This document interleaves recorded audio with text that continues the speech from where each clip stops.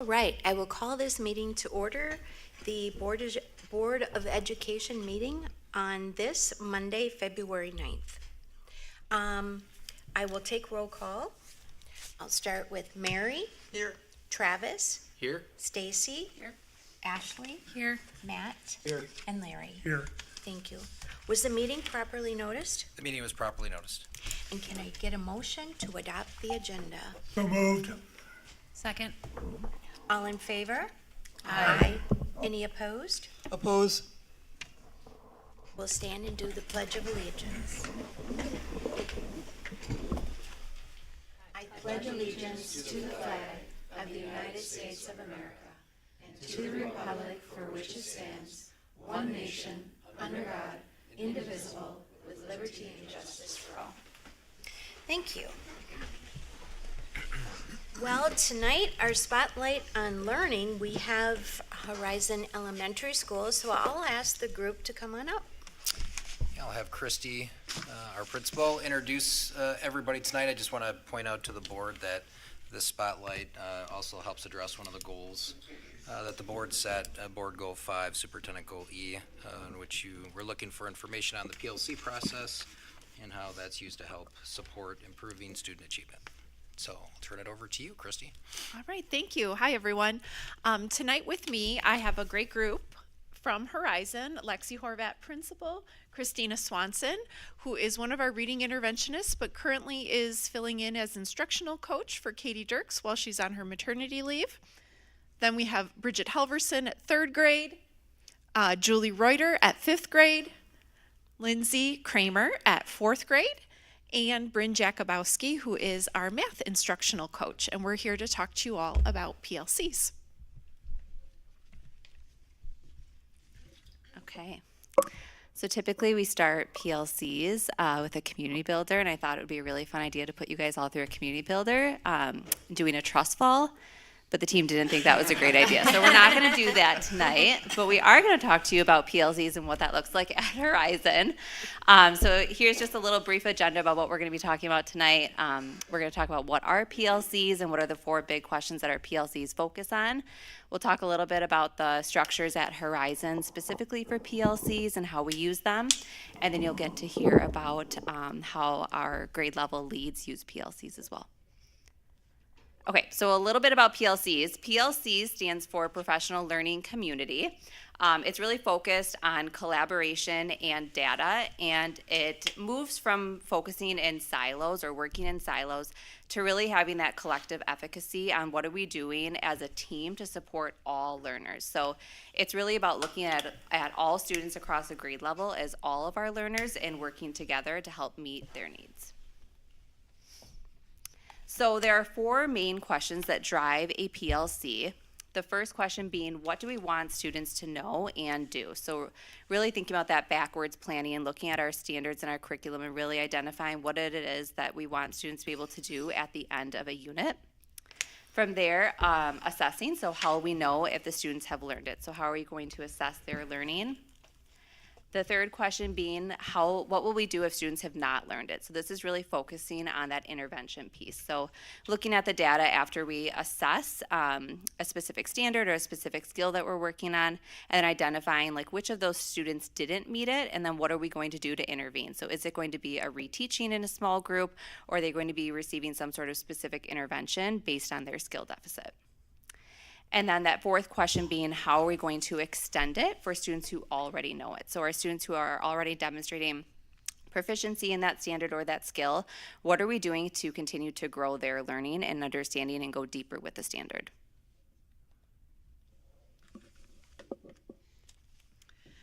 So when we think about the why of PLCs, it brings us to thinking about educational research, and John Hattie being an educational researcher who has done a lot of meta-analysis where he has synthesized massive amounts of research to try to help and determine which factors in learning have the greatest impact on student achievement. And Hattie developed and shares with us effect sizes. Essentially, anything that Hattie says is at a 0.4 or above is considered to be an accelerator and will promote more than 1 year's growth worth of learning. And so PLCs are a vehicle for promoting collective efficacy, something that Lexi mentioned. Collective efficacy being that group's shared belief that they can positively impact student achievement. And collective efficacy is found to be one of the very top accelerators in terms of student achievement at a 1.6. So if we think about anywhere from 0.2 to 0.4 being about a normal average 1 year's growth, think about how much a 1.6 is greater than that. That's how much PLCs are shown to help to accelerate the learning of students. And it's really, again, about that shift from isolation in your teaching practices to collaboration, focusing on student learning, and determining what instructional strategies work best, really learning from one another, like so many professions do when we think about doctors who are collaborating around a case, or if we think about scientists who are doing research together. A PLC is really built around that same mindset. And so we've developed some things at Horizon to help support the PLC process as we've really dug into it this year. And one of the things we've done is focused on our BLT. All of the people up here are members of our BLT, which stands for Building Leadership Team.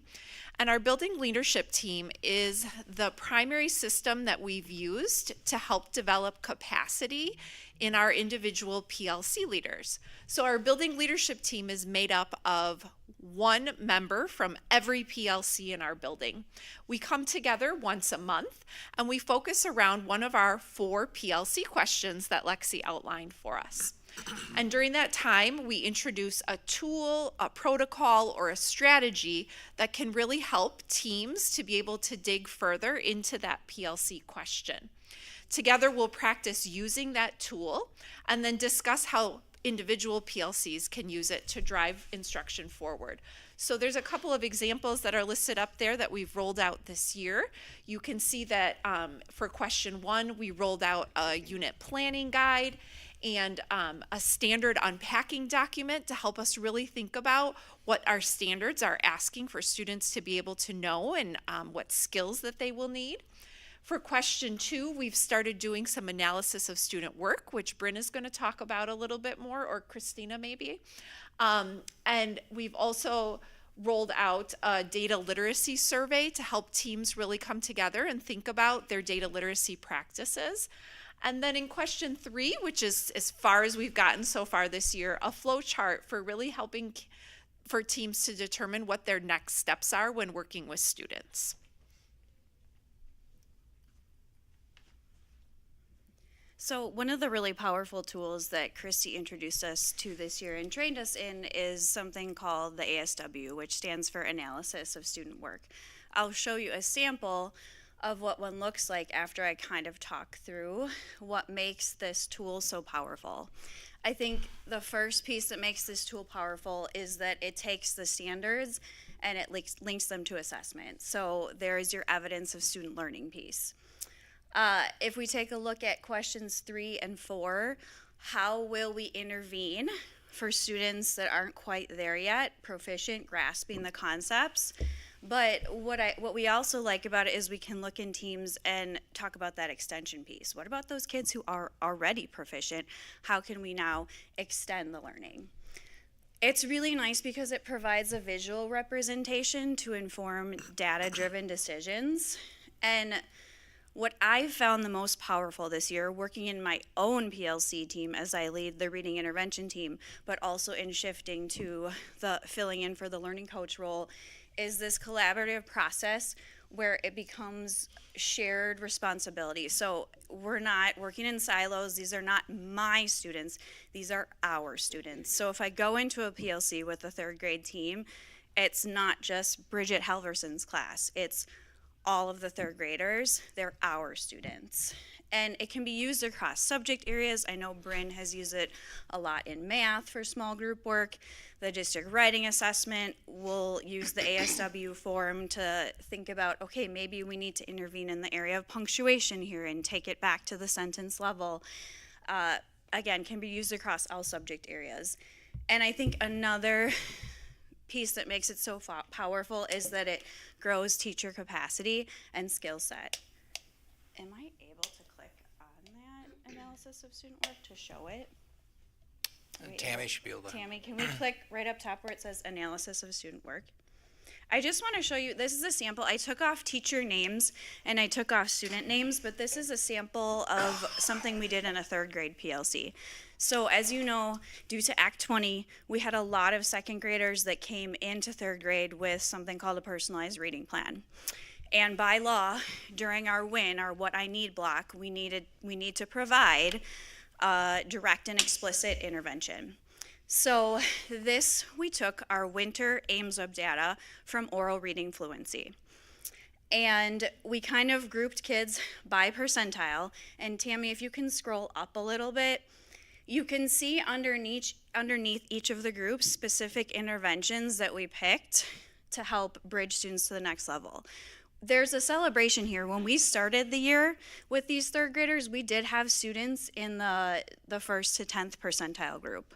When we looked at our AIMSWeb data for winter, it was like all of our student subgroups had moved up a percentile group. So it was a huge celebration. So the 1st to 10th percentile group, our teachers have been trained in modified Sonde, which specifically targets single syllable words. Now, a big piece of 3rd grade, if you look at the standards, is being able to read those words with more than one syllable, or those multisyllabic words. So we have modified Orton-Gillingham, which works at those multisyllabic words, and I've trained 2 3rd grade teachers in this intervention model. We have a specific fluency intervention that one of our 3rd grade teachers is running. And where you see the 50th to 65th percentile group, those were kids that came in 3rd grade having a personalized reading plan, but if they're at the 50th percentile, they're proficient. So then the next piece there for them was kind of beefing up that comprehension side of things. And reciprocal teaching, it's science of reading aligned, it's research-based, and what it really does is it takes the cognitive load and it places it on the students, and they're responsible for leading their own discussions. And the teacher is kind of sitting back as that guide or that facilitator. So 3rd grade had a huge celebration. It was really neat to see the progress. We can't wait to see when we get our spring oral reading fluency data what some of these interventions have done for our students. And again, the 3rd grade team worked really hard. 5th grade's been working hard at it. 4th grade's been working hard at it. They're not just my students in a silo. They're our students. She's gonna go back to the presentation. All right, thanks. Okay, so I'm going to talk a little bit about how coaching might factor into the PLC model. I am privileged enough to get to partner with all of the teachers at Horizon, and through that partnership, the work that they're doing in their PLCs, it's not necessarily a coach's like facilitating. We are there to support teams in the work they're doing, and that can look like many different things. So we can help support the collaborative practices between the teams, like the dialogue, making sure everyone has a voice at the table. We can help teams in interpreting and analyzing the data that's coming in. So you saw Christina share about the analysis of student work, like what comes next? Like we have all the names on here for our grade level, our shared students. What do we do now with that data? And so we can help kind of the teams plan for the next steps of instructional moves, which ultimately improves our student outcomes, because at the end of the day, that's why we all are in this and why we're doing this process, is really to move our students in a positive way. Some of the focus areas that we might coach around within a PLC would be those 4 questions that you heard Lexi share at the beginning. Those are really crucial to the conversations that we're having around the table in our collaborative teams.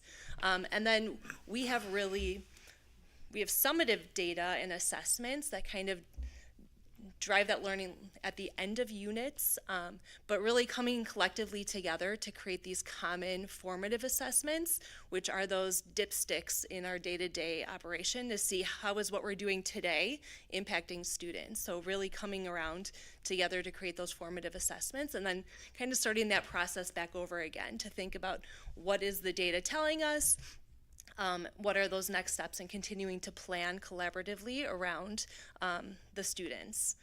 Some of the ways we might go about coaching teams, we might work with goal setting with our teams. So they might say, this is what we really want to focus in on, or this is the subgroup of students we really want to move, and we would kind of partner to do that work together. Another option is to provide an observation, so kind of sitting back and observing the PLCs and thinking, is everybody having a voice at the table? Is everyone participating? Those types of things. Really supporting the facilitators, our BLT members, and kind of coaching them through this PLC process since it is very new.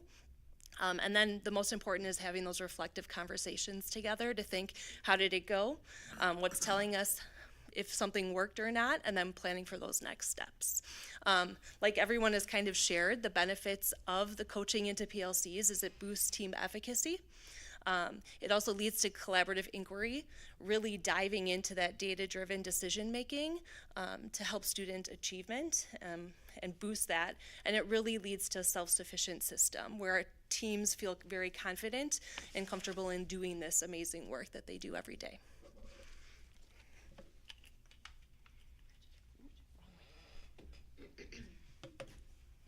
Hi. I'm speaking for third grade, and I have to admit, when PLCs were first introduced to us, I think we were all, a little nervous or thinking it was going to be something that was going to dictate our meetings, and we felt like we had good meetings, but a lot of that time sometimes was wasted or maybe not efficient as we usually would run them. So introducing the PLC seems to be kind of the opposite of what I thought. And so I know it's nothing new, but once we started the PLCs, we kind of dove right in it. Third grade really took it on right away from last year and really have developed it into this year. Having the common agenda has been really helpful in the fact that our team meetings are very efficient, very focused. We have also then taken some of the documents that Christy has shared and unpacked some of our units and looking at our assessments, looking at key vocabulary, looking at our learning goals, making sure that we are following, all of the third grade teams are following the same thing.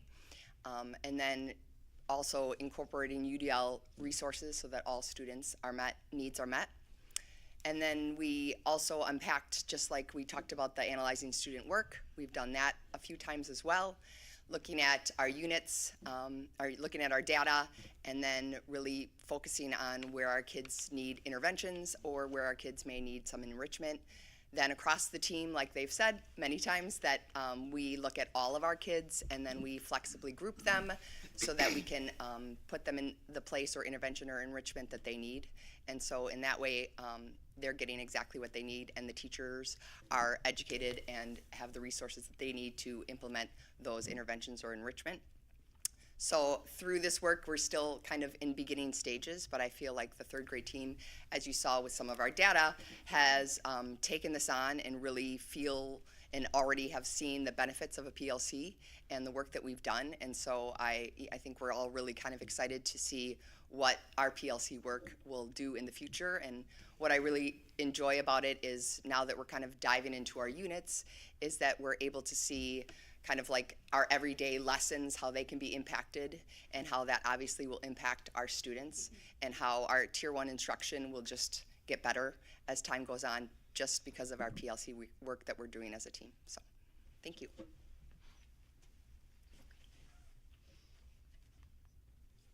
All right, I think you'll hear a lot of repeats from things that Bridget said between Julie and I from 4th and 5th grade. I teach primarily math, but also science and social studies, so our PLC that I work with in 4th grade is mainly around math content. Our PLCs for math are really driving through that model of all means all. We're working on not only the students that are proficient in the standard and need a little enrichment, but students who aren't quite proficient yet, and trying to decide as a team, what does that look like in our classrooms. We want it to be consistent where no matter which of the fourth grade math classrooms you walk into, these students that aren't proficient or are receiving the same type of instruction, and we have the same game plan to get them to the proficient level or able to extend beyond the standards as well.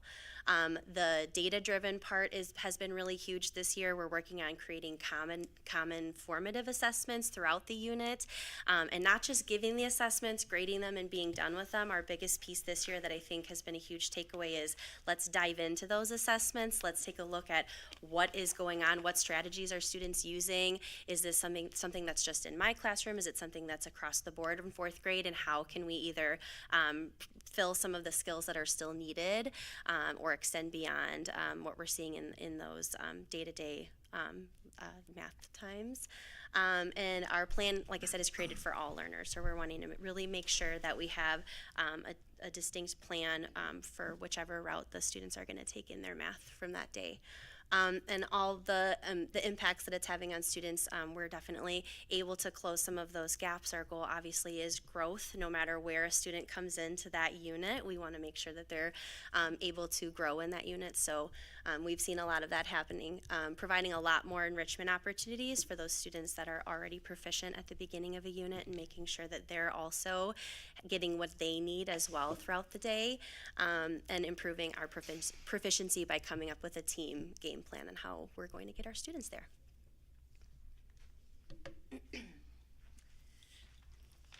Hi there. For me, obviously I didn't want you to have to hear the same thing again. So what I did is I brought these questions back to my PLC, because that's, I thought, okay, if I'm going to present on that, I want to kind of get their feedback and see what they think. And really what we kind of came down with is those three things: the consistency, clarity, and equity, not only for us, but also for students. And what we realized is kind of what other people had mentioned, that time was always a factor. We'd get things done, and we felt like we were bringing things in, but it was never like structured enough that we felt like we were leaving our meeting with a purpose and really knowing that we've got done what we wanted to get done. And what I love about the PLCs is that we are planning. They know the agenda coming in. We know what the expectations are, and just kind of see, you can see some of the success. So our shared team decisions actually trickles down into that system, trickles down into the system we have in our classroom. So our students would benefit from that by experiencing the same learning across classrooms. So that's a big difference, because if our systems aren't working, systems in our classrooms aren't working. So the next thing we kind of talked about was the consistent instructional practices. The kids come in and they know the routines and can really focus on the learning. We spend time, obviously, at the beginning of the year for that.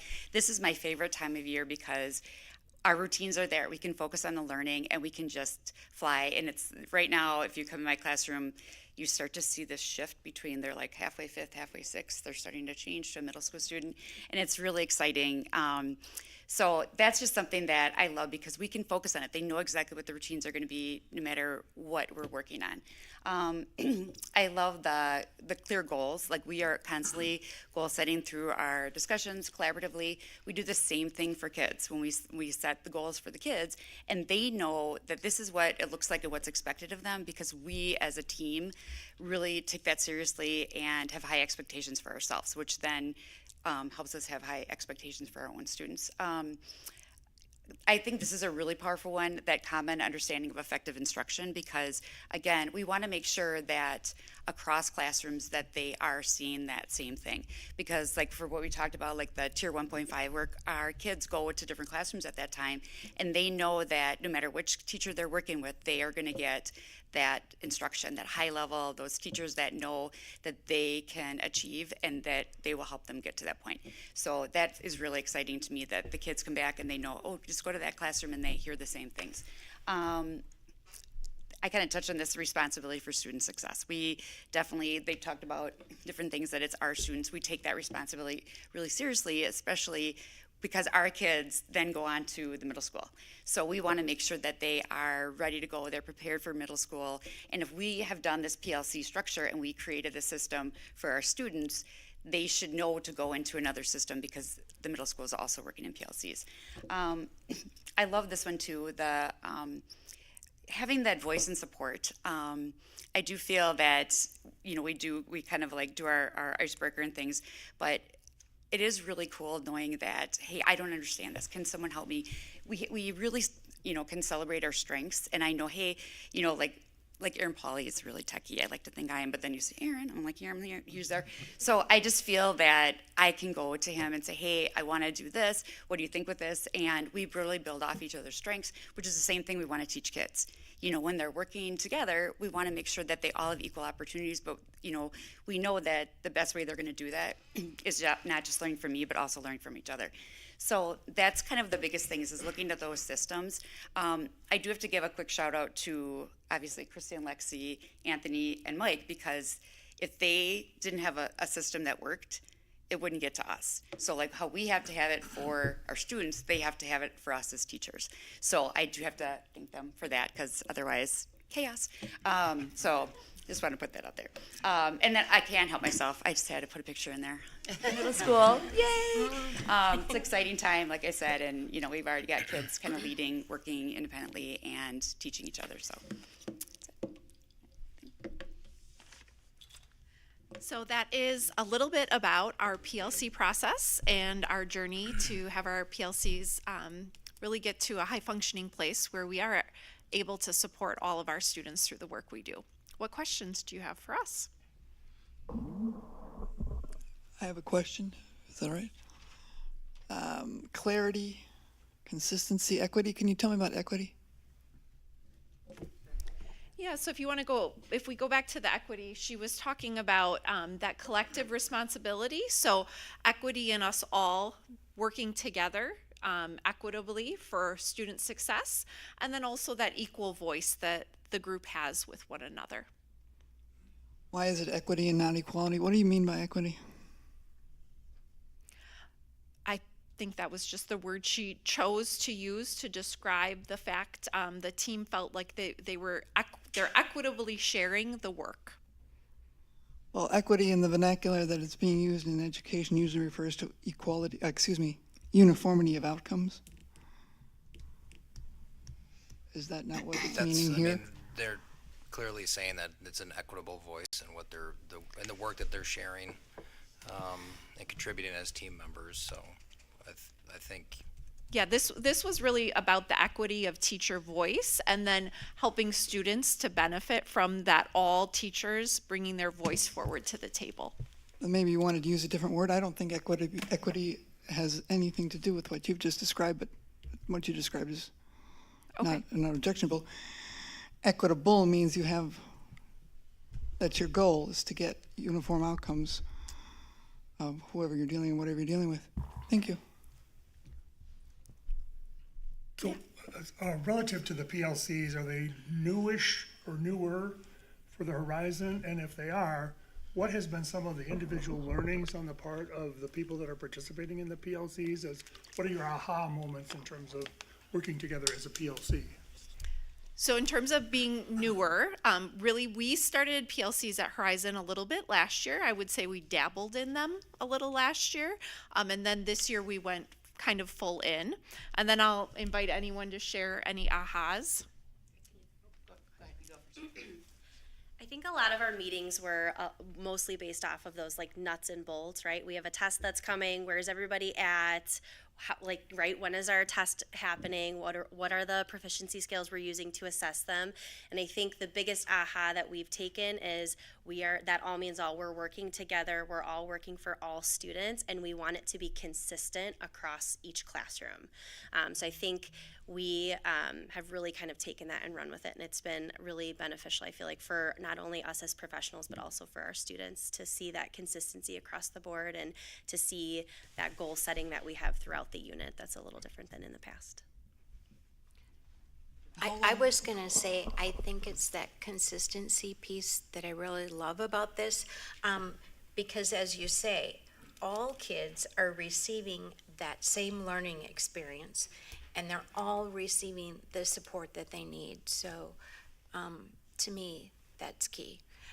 Do you think with that consistency, how do you think that is helping those students that maybe lag behind and aren't quite as efficient as the others?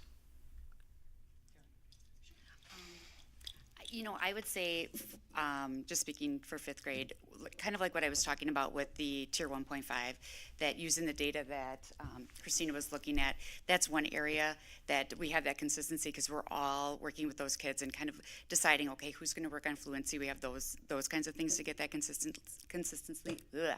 But also, I think the other thing is we've really focused on tier 1 instruction this year, really making sure that we are having high quality lessons to start before we pull them into other small groups. So I've really enjoyed that this year.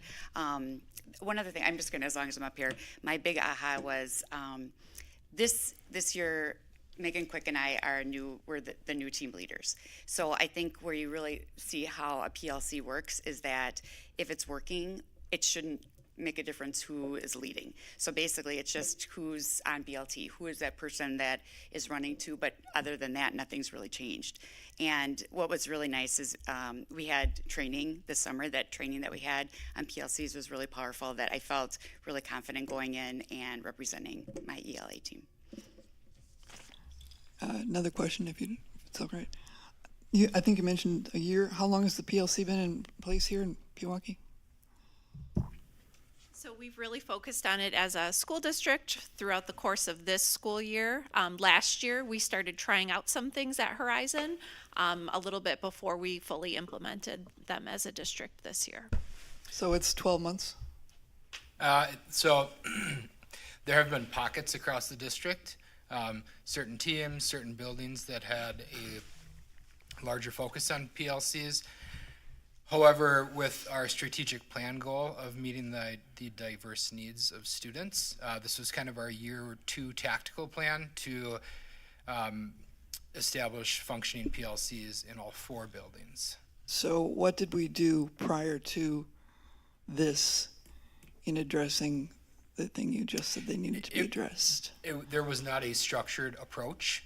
So different teams met, and there were probably different levels of fidelity as to how much focus they were like looking at student data and being responsive. This is a process that teams across the district can use now.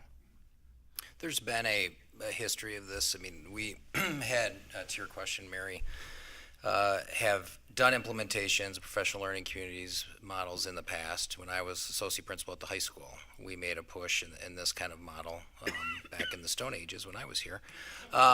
So this is a bedrock best practice in the field of education. It's, in essence, to put it in simple terms, PLCs is just a school-based continuous improvement model. It's a framework.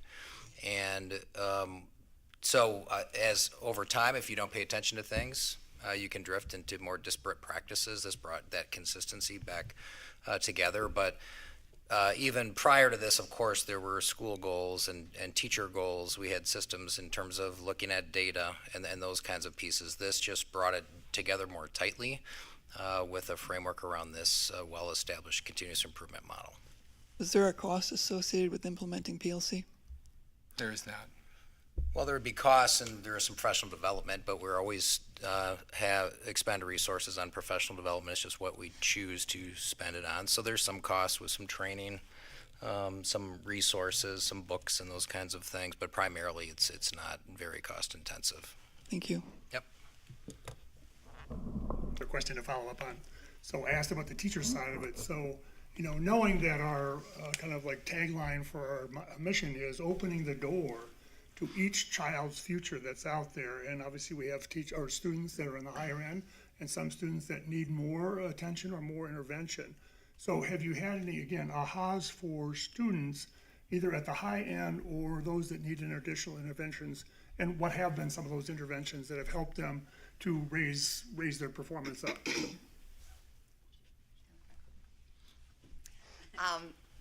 I think kind of like what we mentioned before, Larry, the intervention that we're doing with our students in the 1.5 tier, which means So tier 1 is like our regular normal instruction. 1.5 are those kids that are just kind of on the cusp.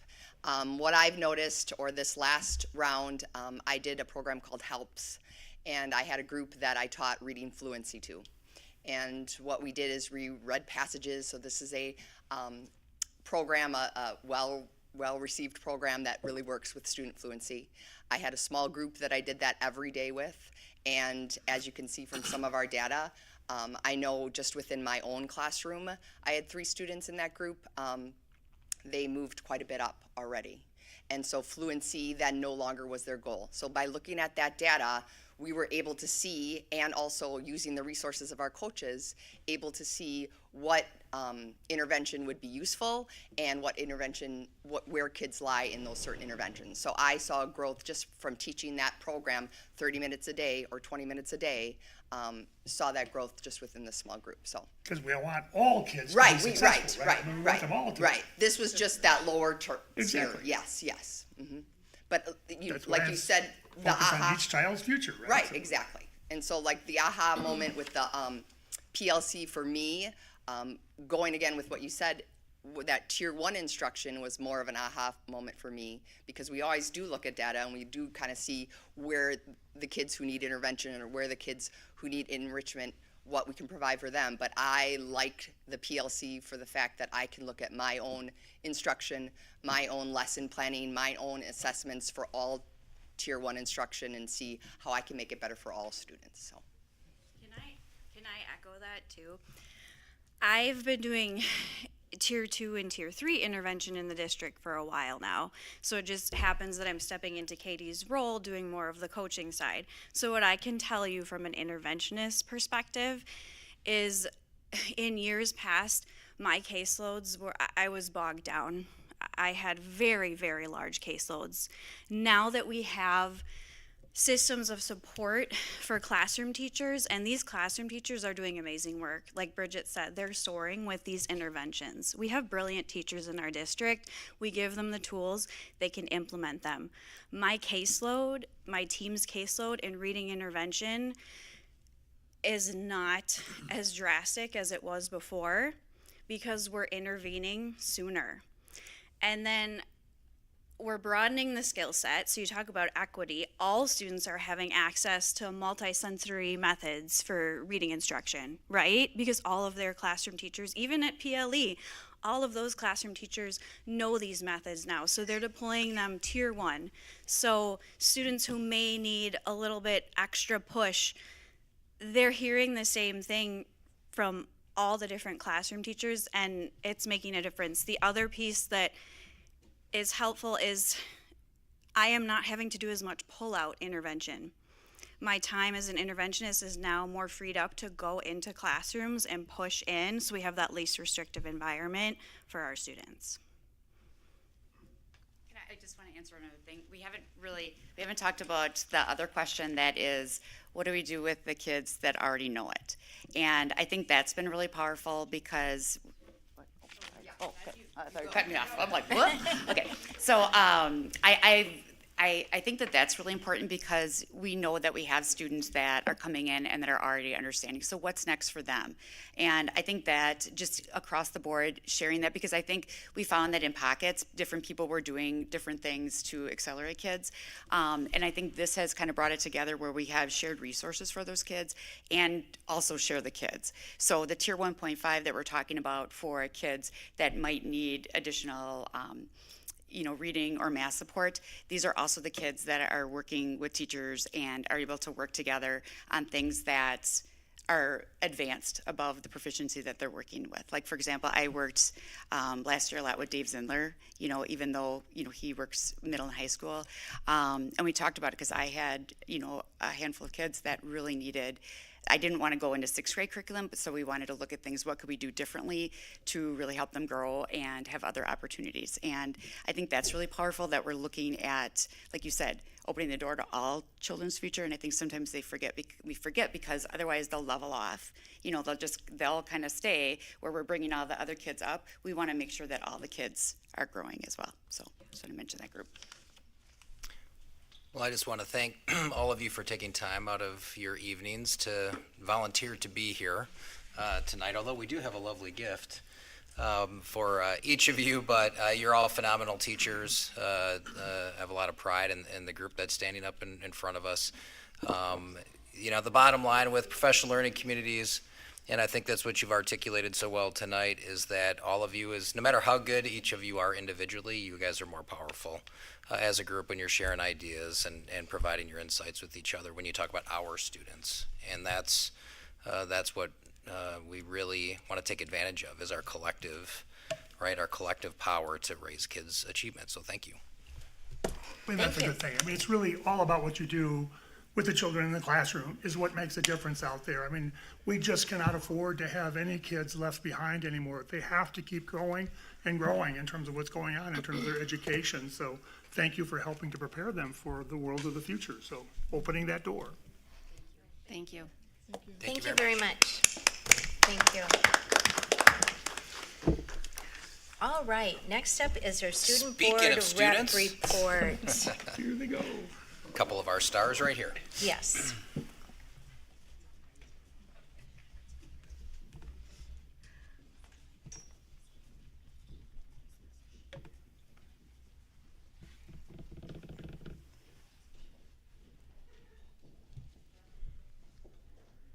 All right, here is our February board report.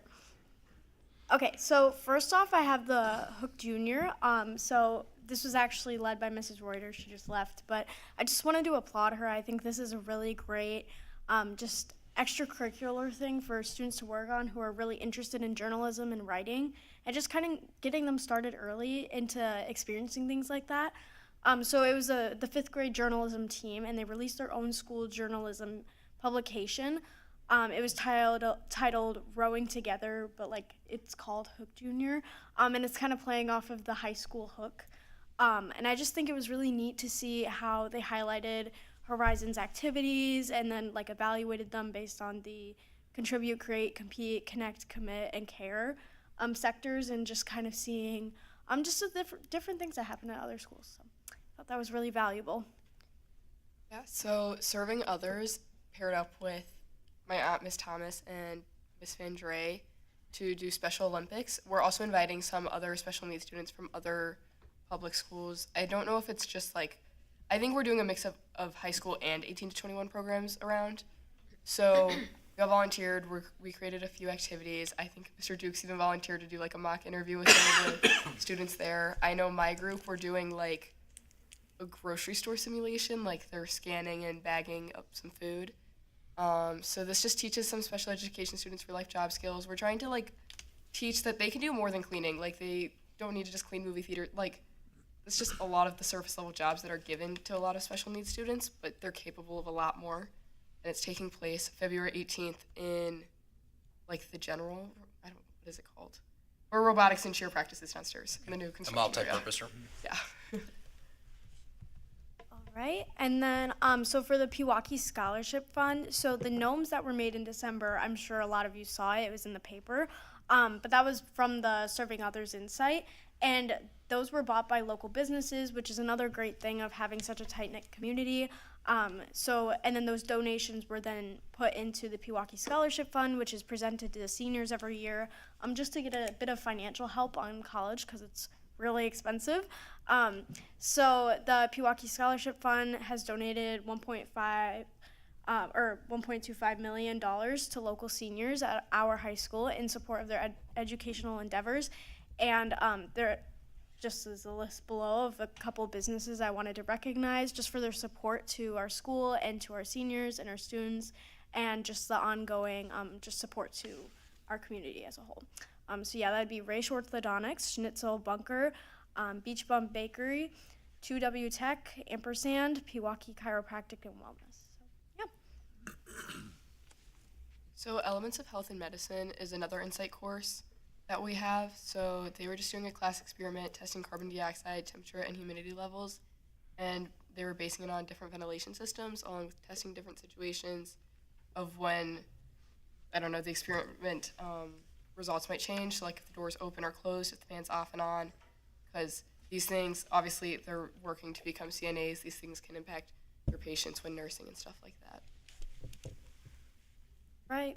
So for athletics and activities, Science Olympiad, Maya Slavkin, Shivam Kindle, John Roth, Yurav Benjeri, Maz Tareen, Tyler David, John Roth again, Hitanth and Panav are medaled winners at Slinger High School's competition. Wrestling had senior night January 22nd and won Pirate Duels. They also came in second in the conference tournament this past weekend, with one of our wrestlers getting his 100th win. So we're moving on to individual sectionals this weekend to see who goes to state. Academic Decathlon is moving on to state this month. Pewaukee dance team placed 3rd in D2 hip hop and 6th place in D2 jazz. I guess that was prior to regionals. And then we had 3 girls that went for their individual solos to state. And I think they all made it onto the all-state team. Boys basketball has a 6-7-1 record and a 0-3-1 conference. Girls basketball is having a 12-2 record and a 7-0 conference record. Waukesha Wings has a 9-8 record.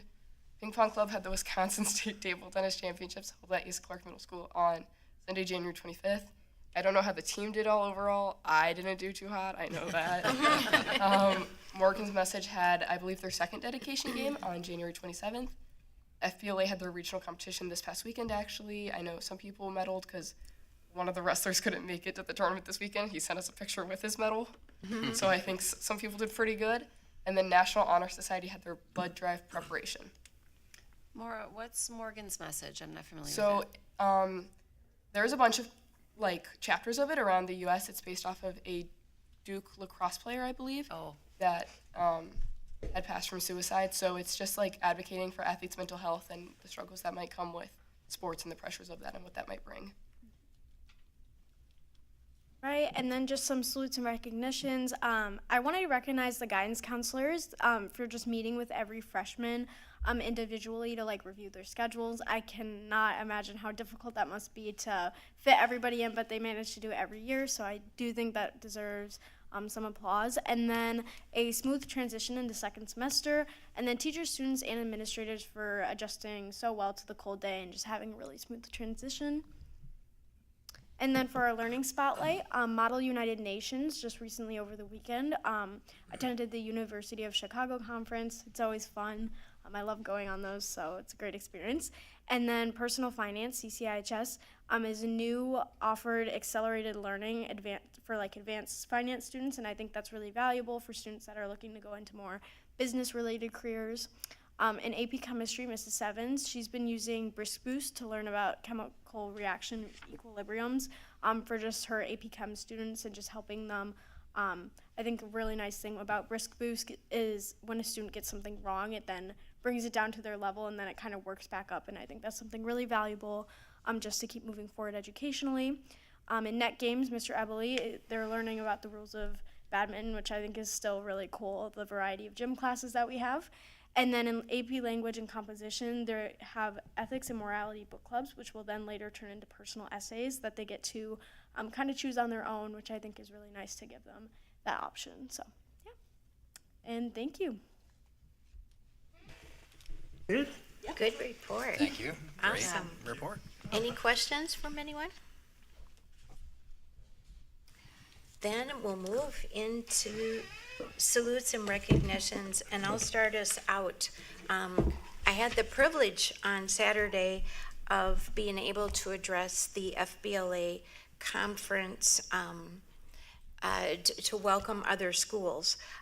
Literally, there was 600 students and 18 schools represented. It was so impressive. Every single student there was wearing a full business suit. And I was so proud of our Pewaukee students because they were so professional the way they carried themselves. Pewaukee did place 2nd overall for Region 7, and 40 of our students qualified for state in Green Bay. So I was impressed.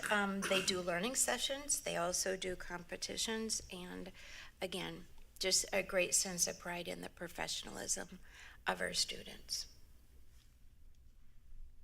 Anyone else on the board? I thought of one, but I'm struggling with it a little bit, and it came to mind because my husband and I were talking about some of coaching, the commitments that coaches make. And I know that we pay our coaches and our advisors to clubs and stuff, but I don't think that they're in it for the money, put it that way. And so just the level of dedication that we have in our staff when they go above and beyond to create these opportunities for our students to have outside activities outside of the academics, I'm just so grateful for. And I think it even starts in Horizon. Don't we have something starting in Horizon? Yep. It's just phenomenal. So there's no way, I don't think, I could ask Tammy to try and list every single one. But as a parent and school board member, I am just really grateful for their commitment to our students and offering these activities to them.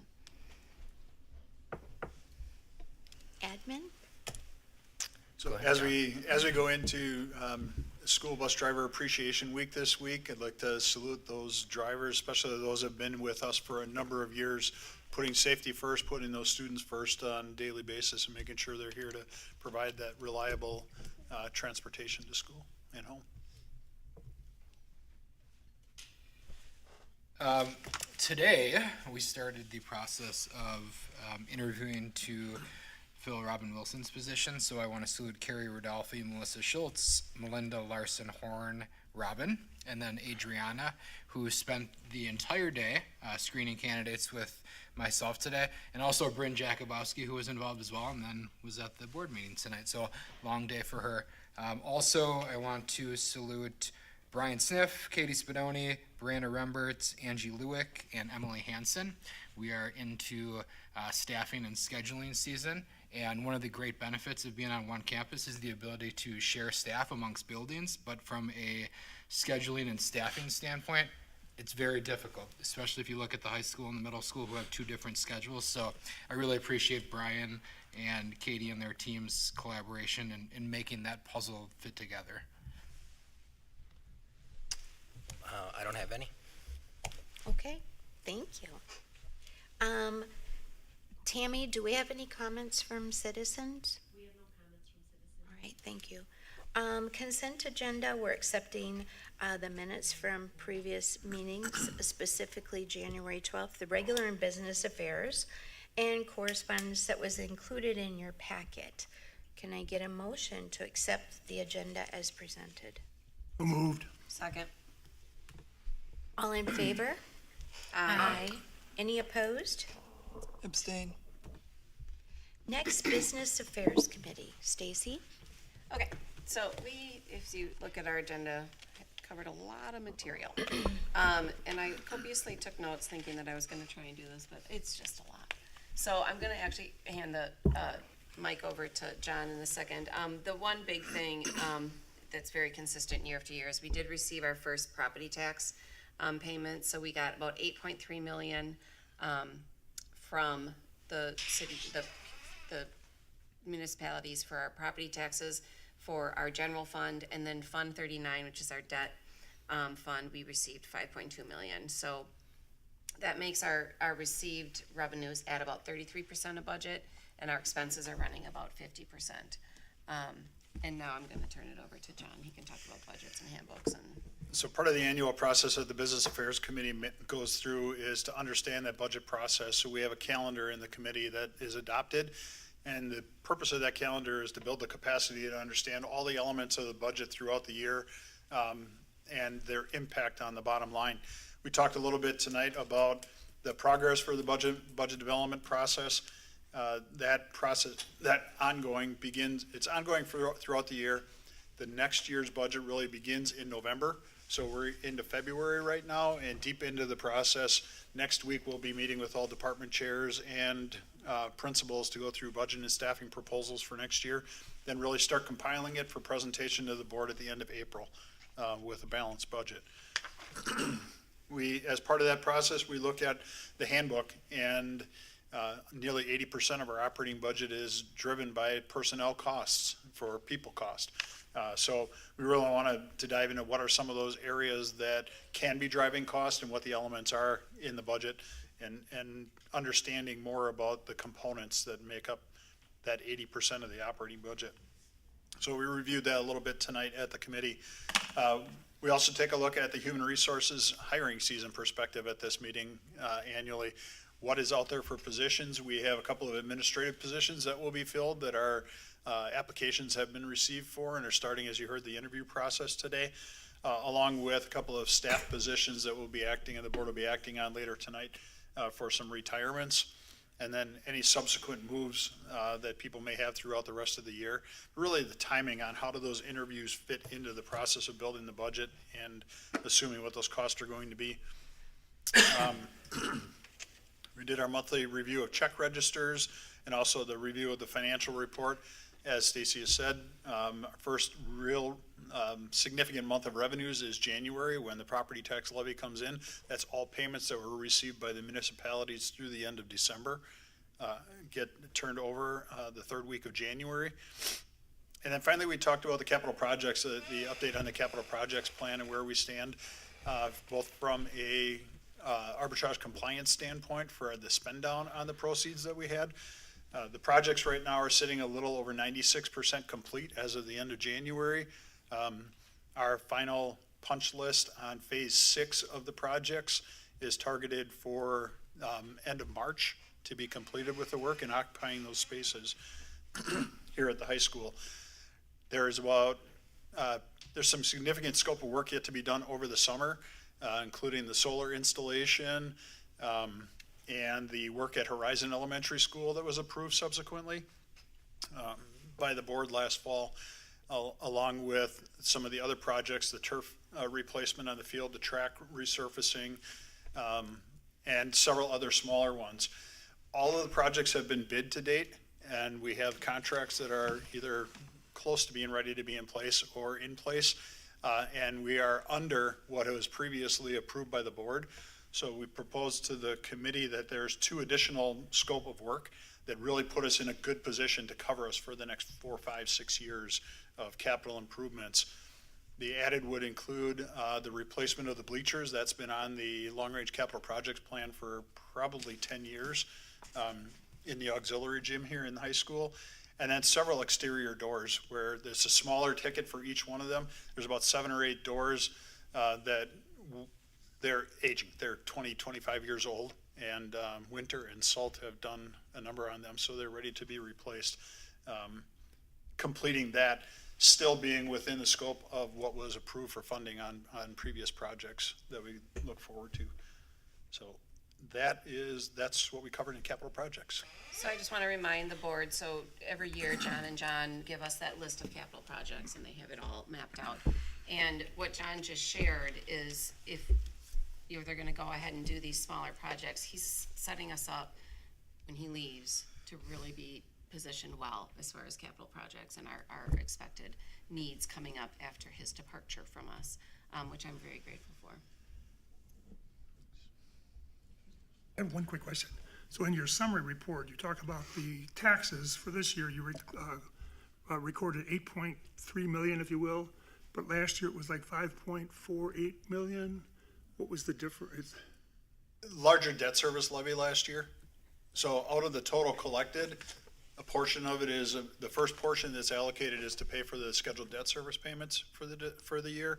The second portion is the Fund 41, the Capital Improvement Fund, and then the remaining gets applied to the general fund during this year. Our February installment then will be 100% going towards the general fund. I'll take a motion. Motion to accept the business affairs report as presented. Second. All in favor? Aye. Any opposed? Oppose. Next, we'll move on to new business. I'm going to ask Casey Bohm to step up to the mic. We have a field trip consideration, Italy. Yeah, Casey had approached me with a desire to offer an opportunity for students to go to Italy, and you have those materials, and maybe there's a student in front of us who might want to go to Italy. I'm just going to take a wild guess, Scott. So, per board policy, any field trips that are international require your consideration and approval. So, I'll turn it over to you. Yeah, so like they mentioned, I come to you with warmer thoughts about a future spring break. So we're talking about ASA going to Italy in 2028. And I'm Casey Boehm. I'm a 7th grade science and social studies teacher. And I am Scott Rail. I am the engineering department at the middle school. The whole department. I'm Audrey Rail of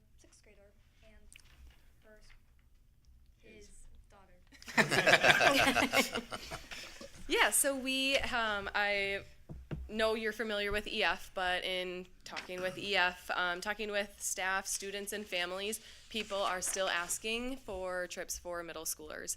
And so we're going to hopefully go to Rome and Sorrento in 2028, giving families enough time to think about it, save money, plan for this trip.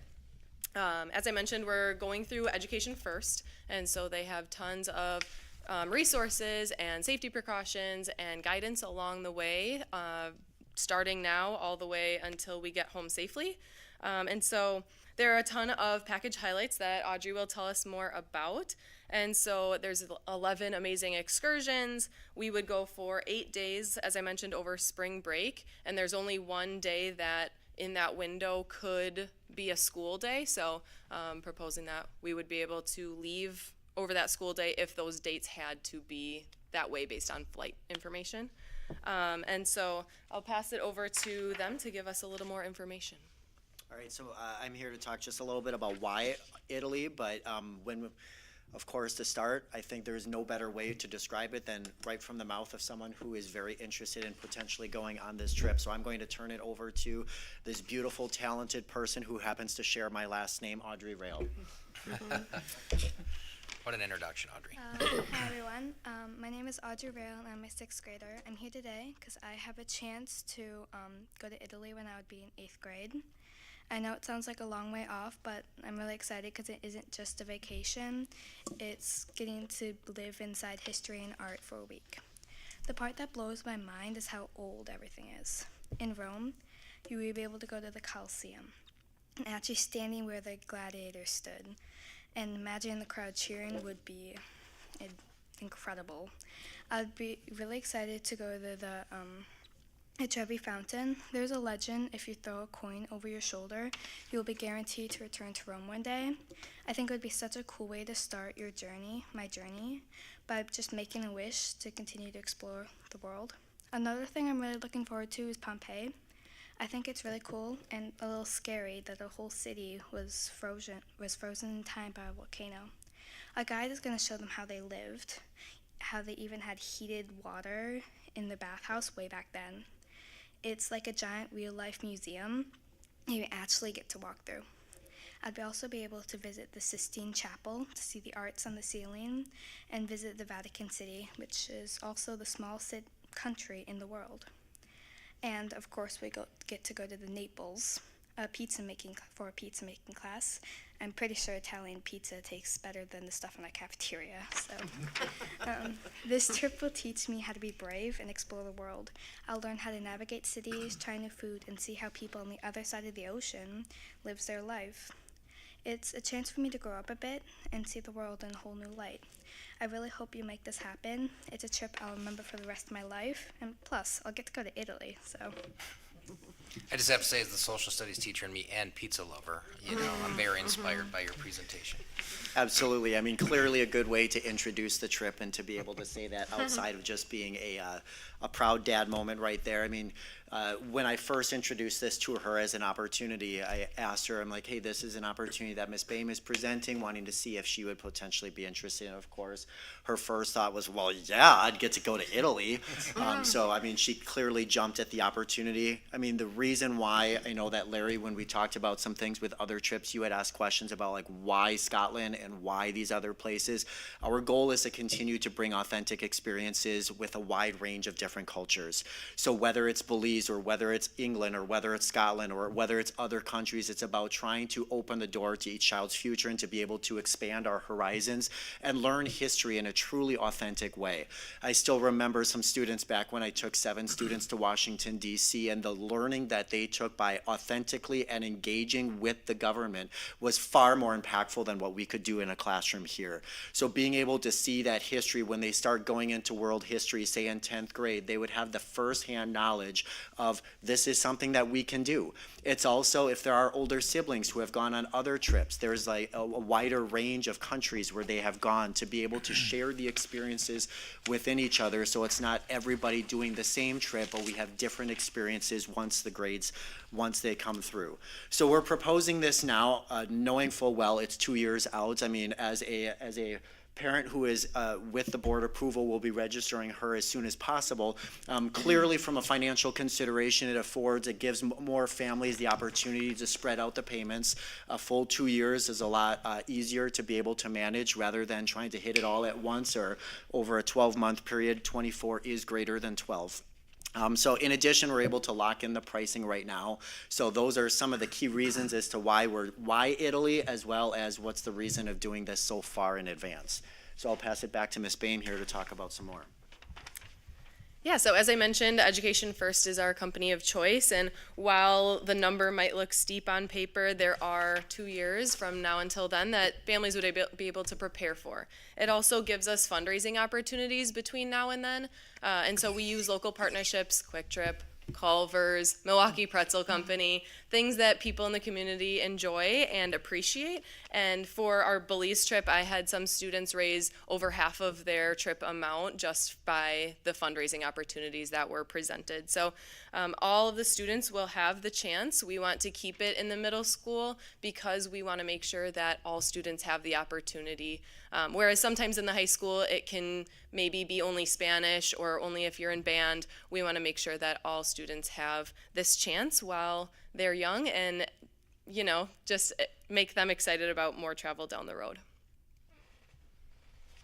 So at this point in time, it's about, looking at how it directly connects into, say, the graduate profile and the Pewaukee School District's mission. This is clearly something that would hit the commit, not the commit, which one is it? The connect, thank you. Too many C words. The connect strand within our graduate profile, and it would clearly open the door to each child's future about being able to see this and directly connect to so many different areas. What questions do you have, Larry? So what's the connection with the Milwaukee Pretzel Company? That's a company that the students get a really good chunk back from for fundraising, and because it's a local company, I've worked with them for the Belize trip, and parents have really seemed to like the pretzels as a result. Do you sell them here on campus then, or how does that work in terms of? Students will go out and door to door or texting family members to sell them, yeah. What is the group size that you can take? We can take up to, I believe, 35 students for this trip, and so we're hoping to get over 20 for a full bus, and that saves families $400 with the private group. And it'll be only Pewaukee with that private group, so we know our kids, we know our chaperones. It will be all teacher chaperones in the district. Thank you for the very thorough list of academic things. You're welcome. And just a quick comment, I think there probably are 2 current middle school administrators and 1 former middle school administrator that have some cultural heritage that goes back to Italy, so if you guys are looking for chaperones, you probably have some good picks. I have had a bird in my ear already. So. Pizzo? Thanks, Cady. Spadoni? Really? Versailles? Promotion. Larry? I move to approve the field trip request for Asa Clark Medical School students to travel to Italy in 2028. Second. All in favor? Aye. Any opposed? Abstain. Thank you so much. Thank Yes, you. thank Yeah, you. thank you. Good job, Audrey. Yes. Next, we're going to talk about the 504 plan and the IEP transition report to the board. Tony, thank you. Yeah, and we have Tony Stranke here again. This piece is driven by board and superintendent goals that were established. I just want to draw your attention to that. This is what this presentation was predicated on, because that's what you asked for. So, Tony. Good evening, everyone, and thanks for having me here this evening. So this evening I'm going to talk about how we transition students with 504s and IEPs throughout the Pewaukee School Districts between buildings and from grade to grade. It's a pretty elaborate and extensive process. You received a lot of paperwork as it pertains to this process, and we're continually working collaboratively and collectively to ensure that we can improve on our transition processes, recognizing that if even one kid doesn't transition well from grade to grade or building to building, we need to do better. And in order to do better, we need to be better. So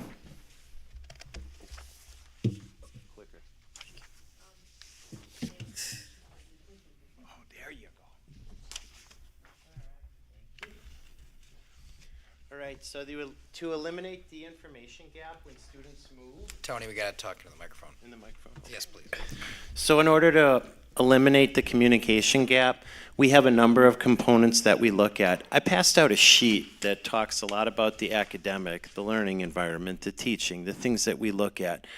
In this presentation, I'm going to talk about all of the components that go into transitioning a student well throughout here in the Pewaukee School District. So every student has environmental needs. They have behavioral and social things that we need to be mindful of. And most importantly, our instructional delivery. Right here's our strategic timeline. So as you can see in winter, February and March, admin and leads identify numbers and staffing needs. In spring, teachers visit classrooms, students visit their new buildings, which is really important for students to get acclimated, to get to meet the teachers, to get to meet the paraprofessionals and the administrators, because so much of what goes into transition is about relationship. And oftentimes people will ask, why did it go so bad? Well, the student is in a new building. They don't have the connectivity that they had with their previous teacher. Sometimes the new staff aren't as familiar. And students change from year to year and building to building. And then one of the things that we've changed, because transition came up previously in 2014, and one of the things that we're trying to improve on, sometimes we do those transition meetings in May, and we've had some staff turnover, as I mentioned in the executive summary, because people want to know the why. Why was it a tough transition? What is going on? And we did the transition meetings, we did the live binders, but then staff depart over the summer. They either leave states because their spouse is relocated, and turnover is a reality in our profession. So one of the things we need to do is ensure that we make needed adjustments. So our core methodology, the spring observations are huge. Seeing the student in real time, seeing how the teacher works with the student and sees what that classroom environment, because there are going to be certain things that students feel most comfortable with, and it's really important that we can integrate those into the receiving building or the receiving grade. And here's a layout for the section 504. A 504 is a lot less intensive. It's a one-page document in most instances that talks about accommodations. And one of the most common accommodations that you will see in a 504 plan is extended time for assessment, specifically the ACT. So the testing accommodations in the class, sometimes kids have to receive a set of notes, things to help the student and improve. And one of the things that our counselors do a magnificent job of is just effectively communicating those plans at the onset of the year. Over the past 2 years, we've implemented a process where we ensure that all staff review the plans prior to the onset of the year. And if the plans aren't reviewed by a specific staff, we can follow up. I can tell you the last 2 years have been really positive, and parents being very complimentary of, wow, I had a really effective parent-teacher conference and the teacher knew everything that was in my kid's plan. That is really empowering, because as a parent, that's your kid. You want to ensure that your kid is getting the accommodations that they need. Now, the IEP is a far more robust, comprehensive document that is very nicely laid out in present levels of academic achievement, performance, disability-related needs that are tied to IEP goals, that are tied to supplementary aids and services, which are the accommodations. We have IEP at a glance forms, which is the same process that we use for the 504 plans, ensuring that staff are very familiar with the parameters and the supports that are listed in those programs. One of the things that I wanted to ensure that we were able to incorporate into this presentation is to hear from the department chairs in each building. This is imperative because they're going to talk to you about the transition process. And if you reviewed this executive overview, you're going to see a lot of those touch points in their dialogue when they're presenting. So the first building is PLE Elementary.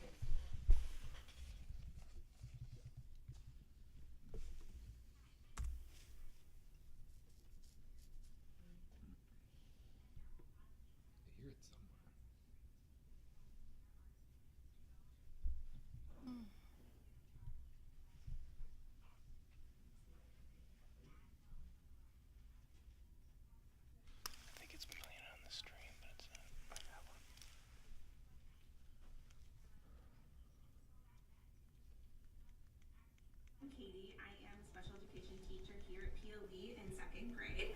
And there are a lot of things that we do as a second grade team to help prepare our students to go into third grade. Some of the things that we do are we invite the special education teacher from third grade for 1 or 2 days, and they come in, observe the students that are in there, and they are able to see them in the gen ed setting and see how other paraprofessionals work with them, get to read through some of their notes and some of the things that they are doing in the classroom, and get a close-up view of those students, and they're able to then Some of the other things that we do is we invite the third grade special education teacher or teachers to come in the springtime, either for 1 or 2 days, and they come in, observe the students that are in there, and they are able to see them in the gen ed setting and see how other paraprofessionals work with them, get to read through some of their notes and some of the things that they are doing in the classroom, and get a close-up view of those students.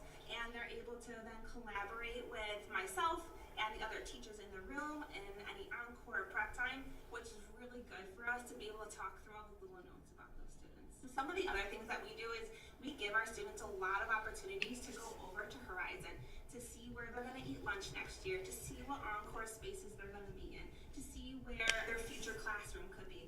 And they also get really excited about the lockers there. So we give them about 4 opportunities to do this. That's through our guidance encore. We also go as a class with our gen ed teacher and myself to go over and tour with the third graders, and they will give us a little tour themselves. We also provide a night 1 time per spring where they can go over. That's open to every second grade student going to Horizon. And we also offer private sessions. So if we know that a student is going to struggle or have anxiety going into third grade, we will then set up a time with a special education teacher there and transition them that way and go look at the space. Some of the other things that I do is I send a social story home with every one of my students going into third grade, whether they might need it or not. And this is really just a story that showcases all of the pictures and places that they may go in Horizon. Maybe the gym or the lunchroom, the hallway that they'll be entering in, the front doors that they'll be entering into. So just to kind of ease their anxiety, thinking over the summer about what this is going to look like for them, they have access to that as well. As a second grade team, we work really hard to place our students, and so we talk about what students will be good fits to learn from each other, how they're doing academically, how they're doing behaviorally, and we're very strategic on who we place together, just knowing that they're going into a new environment and a new setting. So we think about who would be a good buddy, who would be a good friend for them, and who may be a student that they may need some space from in the next coming year. So that's something we're really strategic about. And I share a lot of information from going from second grade to third grade. That includes IEP the glances. I print them for all of my students. I add little notes to them about where they've left off in their curriculum, what level they're on, and a little extra things that happen at the end of the year for that special education teacher to know. I also share all of the visuals that I've created for that specific student so that they can start the year off using the materials that they had started with. And that includes academic materials as well. If a student was working on something specific, then they are given that as well. All right, so I want to thank Cady Krupinski for sharing how they transition over at PLE. Let's hear from Horizon. I'm Shannon Dusel, and I am the 5th grade special ed teacher at Horizon Elementary. When we start to talk about the transition process, we kind of start that conversation in January and February. So right around this time, building administrators here at Horizon and the grade level specific teacher, so that's either the 3rd grade teacher or the 5th grade teacher, will reach out to the different buildings, so PLE and Clerk, and we'll start to set up meetings around transitions. The first initial meeting usually talks about student specific and what those students might need, whether that's based off schedule, their specially designed instruction, if there's something that they need structurally or with staffing. We also talk about how much adult support is needed to help certain kids transition in different environments. Then we kind of talk about which students and families would benefit from additional layers of support, such as adding in additional annual IEP members from Clerk and PLE to attend those Horizon meetings. And we usually offer those for students who might need more for that transition, as it might be a little bit harder for them to acclimate to a new environment, a new staffing, or families that just might have a lot of questions, or maybe it's their first student that's going over to a different building. So we usually start to invite those members of the team to the spring annual IEPs, and if students have already had their annual IEP in the fall, we might hold a review revise and then invite those members to help the families feel comfortable and have them introduced to a member that they might see at the new building. Other than that, we have in the past, I am the 5th grade teacher, so I've been a part of the ASA transition, and we have had members from ASA Clerk come over and observe students, and we've had additional meetings towards the end of the year just to talk more about certain student needs specifically between staff members, and then always at the beginning of the school year, I have been happy to go over and help support students as needed. Within our own building, we still have those conversations around transitions from 3rd to 4th to 5th grade. One system that we have implemented and used has been a binder system, and that kind of transforms over the time that they're here at Horizon. In 3rd grade, it is more of a teacher tool where teachers will put work samples or maybe data collection for IEP goals. By the time they transition to 4th grade, it's kind of a teacher and a student tool, so some students might use the binder for organizational purposes or have some ownership over the things that they put in there. And then by the time they get to be in 5th grade, I use it as more of a student resource binder, I call it. So it becomes kind of their one-stop shop to help them with organizational needs. They have tools in there for regulation, literacy and math, science and social studies, speech, anything that they might need or use throughout their school day, they have access to it. It also helps them with that transition to middle school when they are making more of those transitions between multiple teachers. So that's kind of one tool. And then we kind of talk about what worked well in the previous school year and what things do we want to continue to implement in the following school year, as well as making adjustments to different student needs as they develop over time. And then we kind of use our own system of a Google spreadsheet to track student needs when it's based off their IEPs, based off their specially designed instruction and adult support and structures that they might need, and align them to making a smooth transition to the next school year. Usually at the beginning of this next school year, the first week back, we have previous case managers meet with the current case manager to discuss those students and meet with the new team of teachers. So all in all, that's kind of what we do at Horizon to help support that transition process in our district. All right, that was our Horizon Elementary. Moving on to ASA. Hi, my name is Sarah Coburn. I am a special education teacher here at ASA and our department head. Part of my job over the last couple of years has been to help with the transition process. Because we're in middle school, we get hit doubles. We help with that transition process from Horizon to ASA, as well as then ASA to the high school. So as the department head, part of my responsibilities has been trying to create a standard operating document between the 3 buildings. If I were to leave, if someone else would take over this position, we still have all of that documented and how to run that process. The last couple of years, we have really tried to solidify that. One thing that we have created is a leveling system for our students coming from Horizon to ASA. We're actually going to be implementing that this year, where we have the prior special education teacher level out the students that are coming over a level 1, 2, and 3, and they would each indicate like a different level of service in terms of transition and what we need. Level 1 would be meeting with old case manager and new case manager, meeting together to talk about students, and then we hold a transition meeting in August. We're a level 2 doing both of those things, and then in addition, having a 6th grade teacher go over and do 2 observations of that student, and then a level 3 student doing all of those things, and then in addition, attending the IEP meeting. So that's something we're going to be implementing this year. A challenge over the years that we've just had with our 5th to 6th grade transition is in the last 4 or 5 years, that 6th grade special ed teacher has turned over every single year. So we've tried a lot of things where we've had, existing staff move down to 6th grade, and then we've had people, move out of state, and it's just kind of been this challenge that we've had every year for the last 4 or 5 years. We have had a lot more consistency with staff with our 8th to 9th grade transition. We follow that similar process, with myself being very involved with the scheduling, recommendations for students as they move over, and then the high school staff really take over the transition process, where in August they're meeting one-on-one with our students and having that transition meeting with them to get them ready for the high school. All right, that was ASA, and last but not least, our high school. Price. I'm a special ed teacher here at Pewaukee High School. I'm just going to talk to you today about some of our processes that we have in place to help students transition from ASA Clerk up to the high school. We usually begin this process in about December or January, when course selections become available.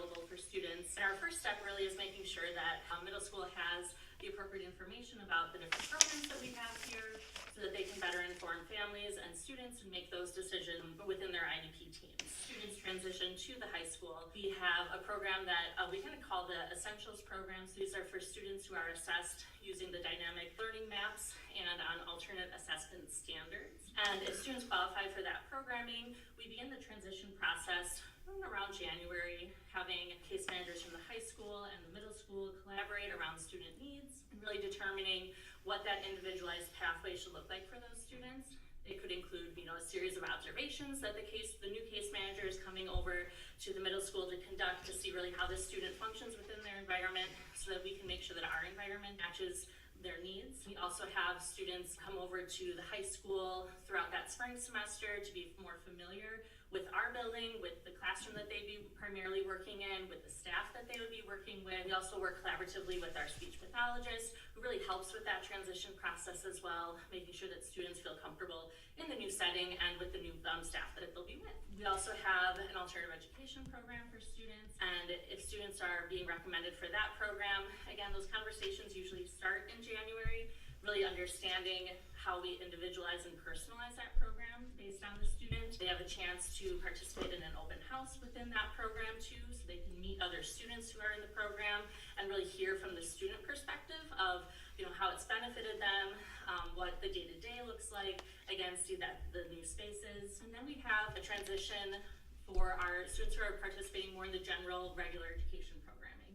And what that process looks like is we begin by reaching out to the middle school to find out really what the student needs are, what type of academic support they need, behavioral support, and then really looking at their schedules to make sure that they're scheduled intentionally into classes with special education staff. So it could be a special education teacher or a paraprofessional who is being in their core academic classes to make sure that they're getting the support that's outlined in their IEPs. We also have several self-contained courses that take place in the special ed setting, such as a study skills class that's really helpful for our freshmen, and we highly recommend our freshmen take that to really get that extra layer of support as they get used to a new building, new expectations, managing their homework, all available supports that we have for students. And so as we are designing that transition process for students, we're looking really at the individual and their needs, learning as much as we can from Clerk and the previous case managers so that we are ready for them and can create the environment that will help them be most successful as they come up to the high school. In the spring, we also work with the Clerk case managers to determine caseloads. At the high school, our special ed staff are cross-categorical, so we work in a variety of content areas, but we do kind of each specialize within a content area. So when we get our students transitioning to us, we really look at what their goals are, what their specially designed instruction is, and we try to match their areas of need to the strengths and the skill sets of the individual teachers at the high school. And so those conversations usually happen in April, where we're really learning about the students, what those needs look like in the classroom, so that we can match them up with the case manager who's best fit to work with them in matching their skill areas too. And then finally, the final piece of our transition process is in August. We host individual transition meetings for our incoming ninth graders, and this is a one-on-one meeting with the new case manager and the family and students. And it's a great opportunity for us to review their new schedule with them, to talk about what those supports are going to actually look like, people who will be providing those supports, and then we can give a tour of the building and answer any questions that students have as they're in their final weeks of summer getting ready for the ninth grade, or for the start of their ninth grade year. So the one big difference for the high school is they loop, and there are two different types of models. So looping, you'll have the same case manager year over year, whereas our elementary and middle school, they're grade specific. And we went with a grade specific model because we felt that that would put educators in the best position to understand the scope and sequence of the curriculum. They're in alignment with the teachers, and when you work with teachers over time, you get very familiar with what's going on in the classroom, what unit of studies, the accommodations and things of that nature. There are advantages and disadvantages to each model, but we wanted to ensure that our special education teachers were equal partners when it came to teaching and learning of students. So that's one of the unique things. I would be remiss if I did not thank and recognize our building level leaders. I'm in constant communication with them. I try to make it to every building every day. And they're here tonight to answer any questions specific to their buildings, but they do an outstanding job. The collaboration is great, and the support of all students, especially the special education students and the 504 kids, is exemplar. They know their kids in their building, they know how to support their kids and the teachers, and it's been good. And I'm not standing up here tonight to say that we don't have issues with transition. Every now and again there are some challenges, but one of the things I really wanted to ensure that this presentation encompassed was the teachers on the front lines that are transitioning kids. Because I could come up here and sell you the Hohen Bridge, but I don't own the Hohen Bridge, so I can't do it. But I just want to make sure that we're really authentic with what we communicate. And we've been talking about this since November through our Special Education Advisory Council that started last year, where we have representatives, 2 per building, and they meet with me once a month to talk about challenges and opportunities in student services. We're here to field some questions, and I want to thank our great leaders for being here tonight. Just real quick before you jump into questions, I just want to again reference back to the goal that the board established. Basically, the board goal talked about a couple things tonight. Was the first half of that goal talking about transitions, IEPs, and 504s. Tony did reference the fact that 2 years ago we started maintaining a dashboard where we consistently monitor the fact that teachers have reviewed those plans. I just want to comment just to remind the board that caseload numbers, that piece, and weighted caseloads and what that's all about was also prominent in your goal, and Tony did speak pretty extensively about that in January when he presented those numbers to you, although I'm sure he'd be happy to answer any questions you have on that as well. So if you have any questions, please ask. So, as Mike said, this is a board goal. Last spring in strategic planning, there were parents that expressed concerns about the challenges for their kiddos, trying to make the transition between the schools, and especially if it's a special ed student, is even more challenging. So I know that you've had transition protocols since like the 14-15 school year, but it looks like you've kind of made more of a proactive shift to that face-to-face transition model. And how do you feel that that has helped with this transition process for our students? And my second question would be, we have all these transition methods from school to school. Do we have any kind of transition specifically for our special ed students when they're seniors and they're graduating and they're transitioning out of here into the real world? So to answer the first question, as far as our transition practices are concerned, it's something that we're continually monitoring and improving. And for me, if a parent reaches out and shares, Anthony, I'm just not happy with how the transition, they're having a really rough start to the year. We finally got it right in the last building, and now we're in a new building, and they don't feel like they have connections with the staff. And one of the things I must tell you is September, October have been a little bit challenging, and I'd say it's challenging for about 15 kids district-wide. Just before Thanksgiving, for the last 3 to 5 years, things improved dramatically. And then by January, the student has the relationship, the student's doing really well, we're seeing a reduction in dysregulation, we're seeing an increase in engagement in the classroom. So that is something that we're really trying to find a resolution to, is that September, October, and what can we do to ensure, because 15 kids, that's a lot of kids for me. We have 300, and I just had Candace run the numbers, we're at 353 students in special education from February to February. That includes speech and language.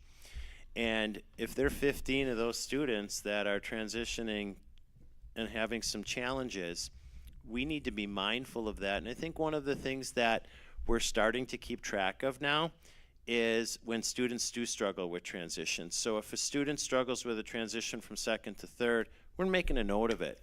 And we're communicating with the parent, and we're gonna make sure that there's more face time, that they spend a little bit more time in the new building, and the receiving staff is getting to see the student in the classroom. And that's why I passed out this form, because this is more elaborate than we were doing before, but it really lays out all of the components that we need to be mindful of in order to ensure a successful transition. And that's why I think every good presentation needs to have one paper handout, but this one I thought was one of the most important. So the senior, Jill Thomas does a really nice job, our transition coordinator with the Department of Vocational Rehab. And for a lot of students that are transitioning junior, senior year, the district has provided subtime so that DVR and Jill Thomas can meet with high school students to ensure that they get supports if they're seeking employment. Our 18 to 21 program is at WCTC, so we have a number of students that participate and get some additional support from that program at WCTC from Jill Thomas. And that's been kind of a game changer, just the familiarity and the partnership with WCTC. We're in constant collaboration with them. And I think for me, the most powerful thing was when I came, our 18 to 21 students, they were in the high school. They were there from 9th grade all the way through age 21. And I really got to commend this district on allocating the resources to ensure that we could really afford them an authentic opportunity. And one of the most powerful things is when they're graduating, they get to say they're going to WCTC. That really empowered them. And every year I get about 3 or 4 phone calls from parents saying how excited and happy they are with the program. And the program, the premise for me was we need to be able to get students to a place where they can take public transportation, where they can navigate a city, where they could hopefully get a job. And we have had kids that have participated in the 18 to 21 program that are living together in a rental property, that are taking the bus to work because they can't drive. So it's been really empowering, and I think one of the really neat things is the collaboration that's going on between the other 18 to 21 programs, where they're building lifetime relationships and friendships. And the coolest part for me as a parent is it's not just the kids making the connections, it's parents connecting with other parents from other districts. Not to say that there aren't some students that don't take part in the 18 to 21 program and some students that struggle with the transition out of high school, but I think we have some atypical regular ed students that also struggle with the freshman year in college or life after high school because so much changes. But I think there's still an opportunity there. Thank you. And if I don't answer a question or you have a follow-up, just let me know and I'll try to clarify. Anthony, super quick, do you just want to touch on the fact that that some of that post-secondary planning starts almost in 8th grade when they turn 14 with the requirement of the transition goal? Yeah, every student has a post-secondary transition plan, and the students interviewed about what they want to do, and then there's a goal that's in alignment with it that talks about what activities the student will need to do in order to accomplish the goal. Thank you for that, Anthony. Anthony, do other districts have similar problems in September and October? I'm assuming you have a network of people in your position that you maintain. Yeah, so I go to Elmbrook once a month for the Waukesha County Directors Meeting, and it was an agenda. It pretty much took up a good hour of the meeting, September, October, November. One of the things I'm most proud of is we have phenomenal teachers and we have great paraprofessionals, is the work that our staff can do over a period of time. I recognize September and October have not been the way I would personally like them to be, but the fact that we can turn the corner before Thanksgiving, which we are continually, every seat meeting we talk about what can we do differently to ensure that we have a better start to the new school year. So yeah, it's specifically the behavior, kids that become dysregulated and have more challenging behaviors. That seems to be a theme across districts right now.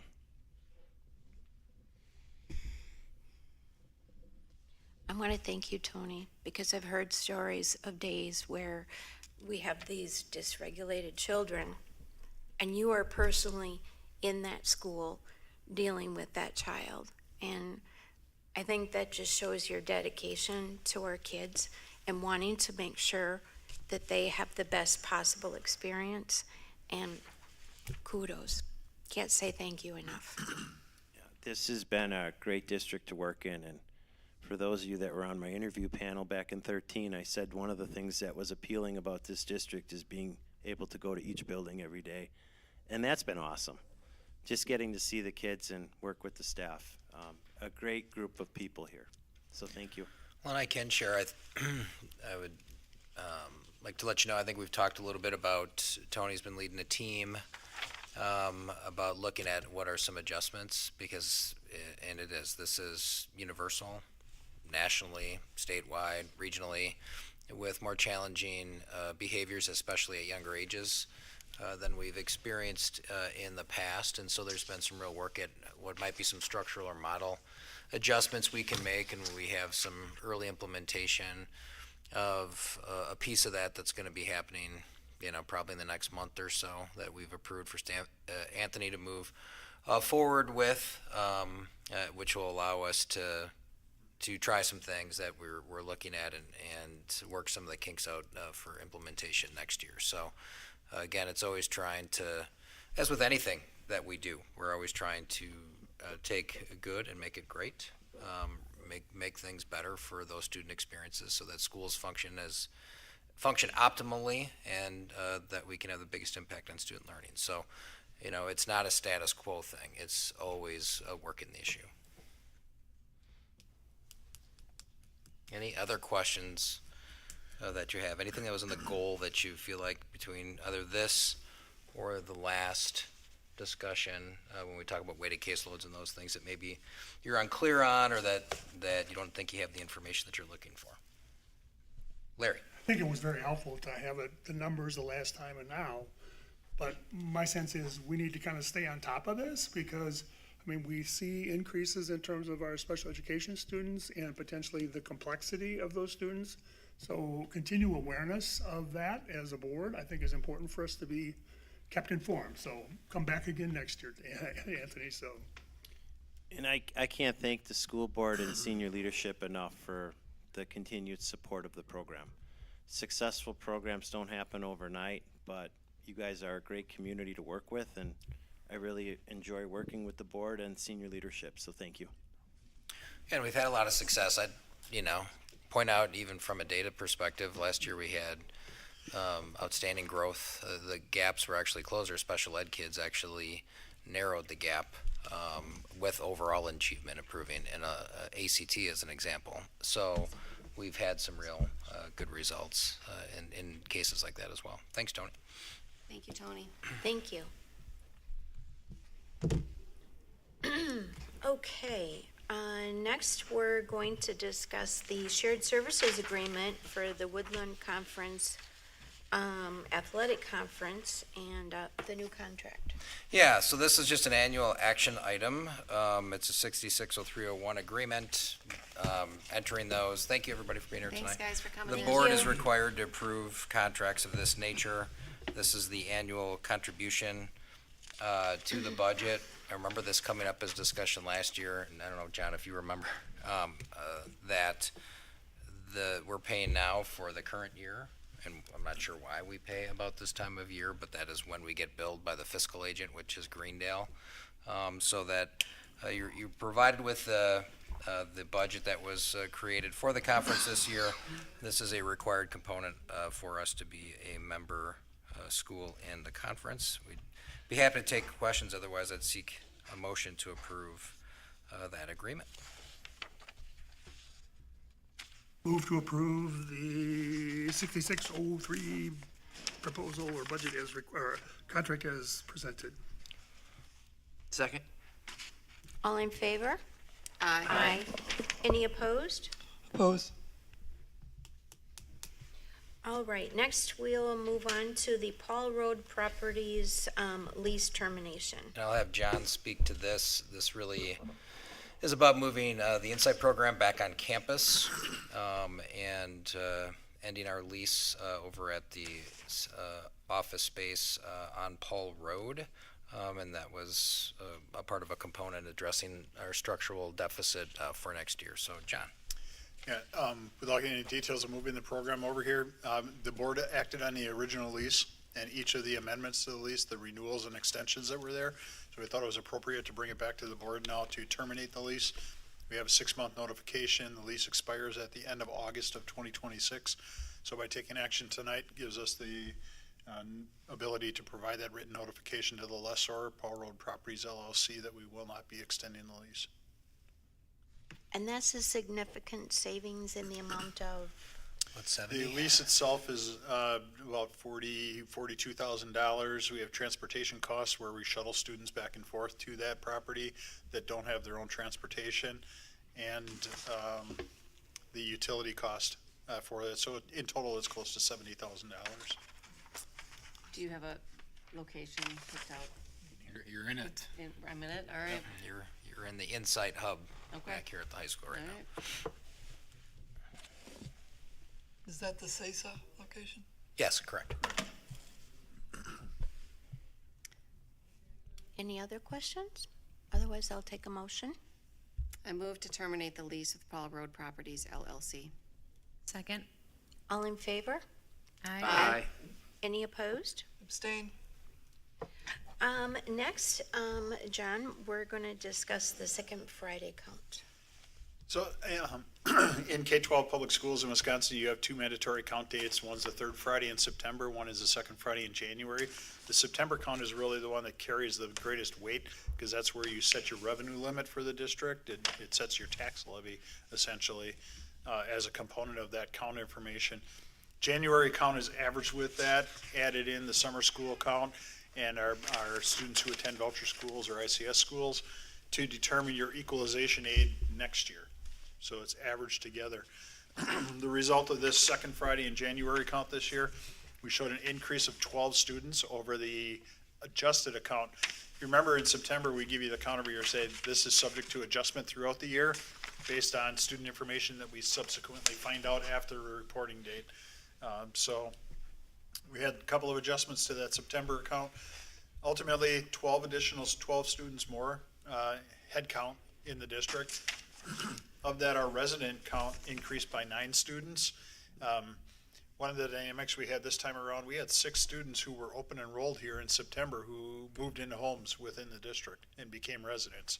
So that modifies that count without a significant increase to the overall head count.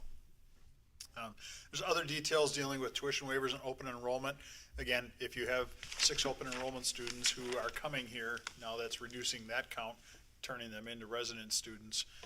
So it impacts the revenues that we're having in the budget in that. But overall, minimal impact on our overall budget from any changes in student population that we've seen from September through January. Did you roll up 6 new students in the open enrollment? Wait from a wait list to? No, the wait list expires on the third Friday in September. Wait lists all expire. And then after that, you have a window between the third Friday in September and the beginning of the new open enrollment period of roughly February 2nd, I believe it opened, or 3rd, where you can accept alternative applications. And those are evaluated on a case-by-case basis of whether or not we have space to fit them into the district. But all wait lists expire as of the third Friday. So, and you said you had 6 that went from open enroll to regular? Correct. So our total open enrolled students attending here from other districts went down by 6. 6, okay. So those 6 seats just sit there? Correct. It's not a seat. Once you hit the third Friday, the designation of open seats is no longer applicable to the population that you have. The amount of open enrollment that we approved would have been a number, and then you're suggesting that that number went down by 6 because of what they did as residents. No, when you have open enrollment, you make a projection based on your occupied seats in December of a given year. So December of 25, we made a projection of how many seats we could have available through open enrollment in the fall. That gets added to all the students that continue in open enrollment. That number fluctuates throughout the entire summer, through the entire fall. We take account in September of the number of kids who are open enrolled here from other districts. In a second, I can tell you that number. So in September, we had 347 students enrolled in Pewaukee that were through open enrollment. Some of them became resident students between September and January. It does not go back to what was approved in January of 2025 for any reference point on that. In January this year, we had 344 students open enrolled. So you take 347, you minus the 6 who became residents, it's 341. Means we picked up an additional 3 open enrollment students between the third Friday and the second Friday in January. And those would have come in on those alternative applications. And the 6 that Mary's asking about, I just want to make sure my head's right on this. So those are six students who then just became residents. Correct. Yeah, so they moved into the district. So if you think about it, usually, how we approach it is we make recommendations to the board to fill existing open space where we think we can augment without driving up costs. So the number of students attending didn't decline. Their designation just changed from OE to resident because they moved into the district. Got it, thank you. Yep. So John, does this imply that we can say we're not in a decline, we're not declining, we went up just a teeny bit, right? Enrollment for the declining enrollment exemption is what's most common. Districts that are in declining enrollment, that revenue limit exemption means that your prior year 3-year average is greater than your current year 3-year average, and that's all applicable to the third Friday in September count, which feeds that revenue limit calculation.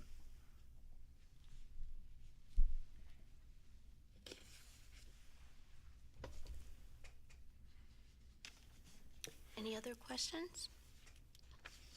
All right, thank you, John. Next, we'll move on to personnel issues, and we do have 3 retirements. Yeah, so no resignations, 3 retirements, which include Jean Bjork, our teacher, who's been, I believe, 25 years at Pewaukee High School. Mike Basili, physical education teacher, who was first employed in 1995. So what is that, 31 years, if I'm doing my math right there for Mike. And then Rachel Yerk, our Chief Information Technology Officer, all retiring. So with thanks for their service, I seek your approval for those retirements. Move to approve the retirements of Rachel Yerk, Mike Basili, and Jean York. Second. All in favor? Aye. Any opposed? Abstain. And we do have 1 hire. Yes, Kaylin Glassy would be a 3rd grade internship hire at Horizon Elementary. So that she'd be hired to provide additional staffing as an intern, augmenting the staff that exists, so not replacing anybody. Interning is an inexpensive option to recruit talented people. Usually if you're a student teacher who qualifies or is able to secure an internship, you're probably of pretty high quality. And that's a really inexpensive way for us to get someone who has more freedom to teach independently when you're under an internship versus student teaching, and gives us more capacity in working with our students. So we'd seek your approval for Kaylin. Move to approve the hiring of Kaylin Glassy as a 3rd grade intern. Second. All in favor? Aye. Any opposed? Abstain. All right. Next, review of upcoming activities. So our next board meeting is Monday, February 23rd. That includes a 6 p.m. policy meeting before regular 7 p.m. board meeting. Monday, March 9th, right now is our only board meeting in March, and that is at 6 p.m. business affairs, followed by a regular board meeting. On Tuesday, March 10th, we have reality store at the high school from 8:30 to 11. Are they looking for, and Tammy, have you gotten any? Oh, I am Tammy. I went directly with Sean. Sorry. I'm in. Okay. And I will be out of town on the March 9th date, so. Okay. Well, if you're interested, please let Tammy know as soon as possible. It really is a neat process to sit there and interview these high school seniors. I walk away impressed and just floored by their knowledge and their professionalism. So if you get a chance to do it, it's a great experience. You might even get to interview Anna. That's And some of right. you for the second time. That's right. Thursday, April 7th is spring elections, followed by Monday, April 13th. We'll do the oath of office for newly elected board members. Business affairs at 6 with the regular board meeting at 7. And then Monday, April 27th, a 6 p.m. policy with the regular board meeting at 7. Just a note, Anthony and I will be absent from the March 9th meeting. So that will be the John show, which probably means it's going to be an extra fast meeting. They tend to be. Be like a 20-minute meeting. Are they basically? Larry's not We love here, those we're not meetings. here. And it actually does look like at the moment a fairly light agenda lining up, I think, for that meeting, so. All right. Next, we had the WASB convention down in Milwaukee. Once again, a really great convention. Larry served as our delegate, so I'm going to turn it over to Larry to just give us an update on what occurred. Okay, and I'll try to keep it really short and brief in terms of what's there. So school districts have the ability to submit resolutions in terms of things that they want the Wisconsin Association of School Boards to advocate for. And so that starts in September. There's a policy and resolutions committee that reviews that the last weekend in September. And then there's another wrap-up or meeting in November that they go through those one more time. But there's also a meeting on the Tuesday before the Wednesday delegate assembly. So fairly good, I would say, rigorous review of those items that are out there. There were about, I think, 11 or 12 items that were brought forward for the resolutions or for the delegate assembly to bring forward with that. And out of those, I believe 9 of them passed.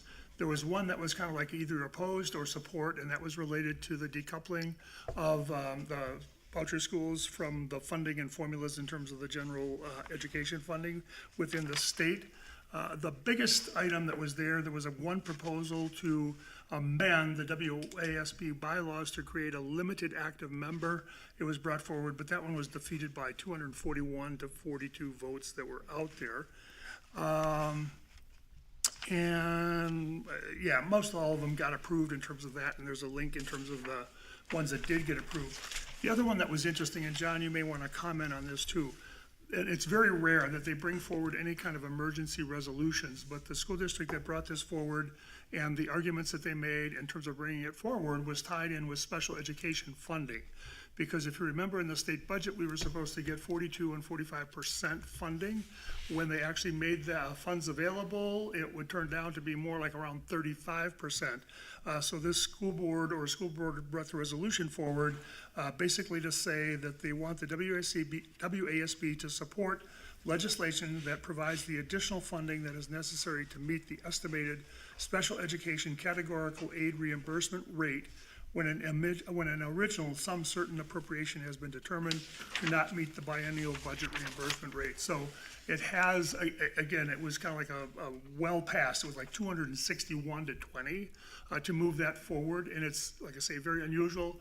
But because of the fact that how the state has been kind of funding and supporting special education out there, it makes sense. In other words, what they were trying to do with it.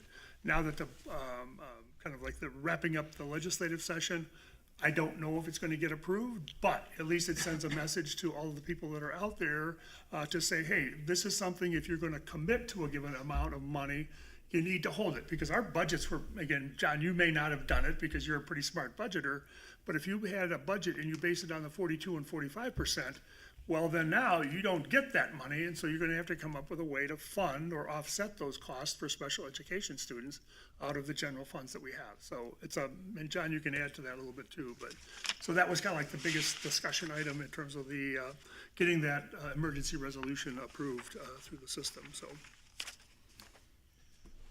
Yeah, really, the dynamic that is playing out is the cost of providing services for special education is growing at a faster rate than was anticipated. So projecting slightly over 8% growth in the annual growth rate of cost when the funding level is not keeping up with that. So it just prorates that some certain amount. Yeah, and can you explain some certain versus some sufficient? Some certain says there's X amount of dollars, and if it's not enough to cover at that reimbursement rate, you prorate it, you prorate the reimbursement down. Some sufficient means the state will come up with however many dollars it takes to fund 42% of the costs from the prior year. So that's the key difference. Well, and I think it's a really big difference now, because, I mean, the state is looking at potentially another huge fund available in terms of like in the billions of dollars, again, going into the 27, 20, whatever it is, 9 budget year. So there's some money that's out there that's available in the Treasury right now. So they can't say that they don't have the funds available. It's available out there if they choose to spend it on special education, so. That's it. Oh, and then obviously, yes, other stuff, the speakers, you want to add to that? We had really great keynote speakers. There was Anne Marie Anderson. She was an ESPN reporter and talked about her experiences in terms of reporting on things like the Chicago Bulls in terms of their basketball stuff, but closed kind of with her story of her own student, her own child, who had some special needs that were out there, but due to a coach and teacher that made him feel a part of a water polo team, just really raised him totally better as a student, better as a person in terms of what's out there. So that was, I thought, a really uplifting kind of presentation on her part, so. I had decided that I was going to do the financial track. Yep. Although I was disappointed that John didn't present this year. But I did go to a session called the Financial Scorecard, and it was for school board. They had presidents and treasurers there, and it was presented by CISA 5. And WASB has a new financial monitoring tool, which maybe we would want to look at a little closer. It really just helps the school boards to keep track of all of those financial documents that are required each year on a calendar basis. But I want to say that sitting in this session and talking with school board officials from other school districts, we already know it, but I just have to say it again. It made me appreciate John, because a lot of these other districts, honestly, I'm just going to say, they don't get the transparency that we get. John is constantly so transparent and offering up to us every little penny that's spent in this district. And I don't think that that's always evident in other school districts. So that's my segue to say thank you, John, once again, for all that you do. Thanks, Bren. Mike?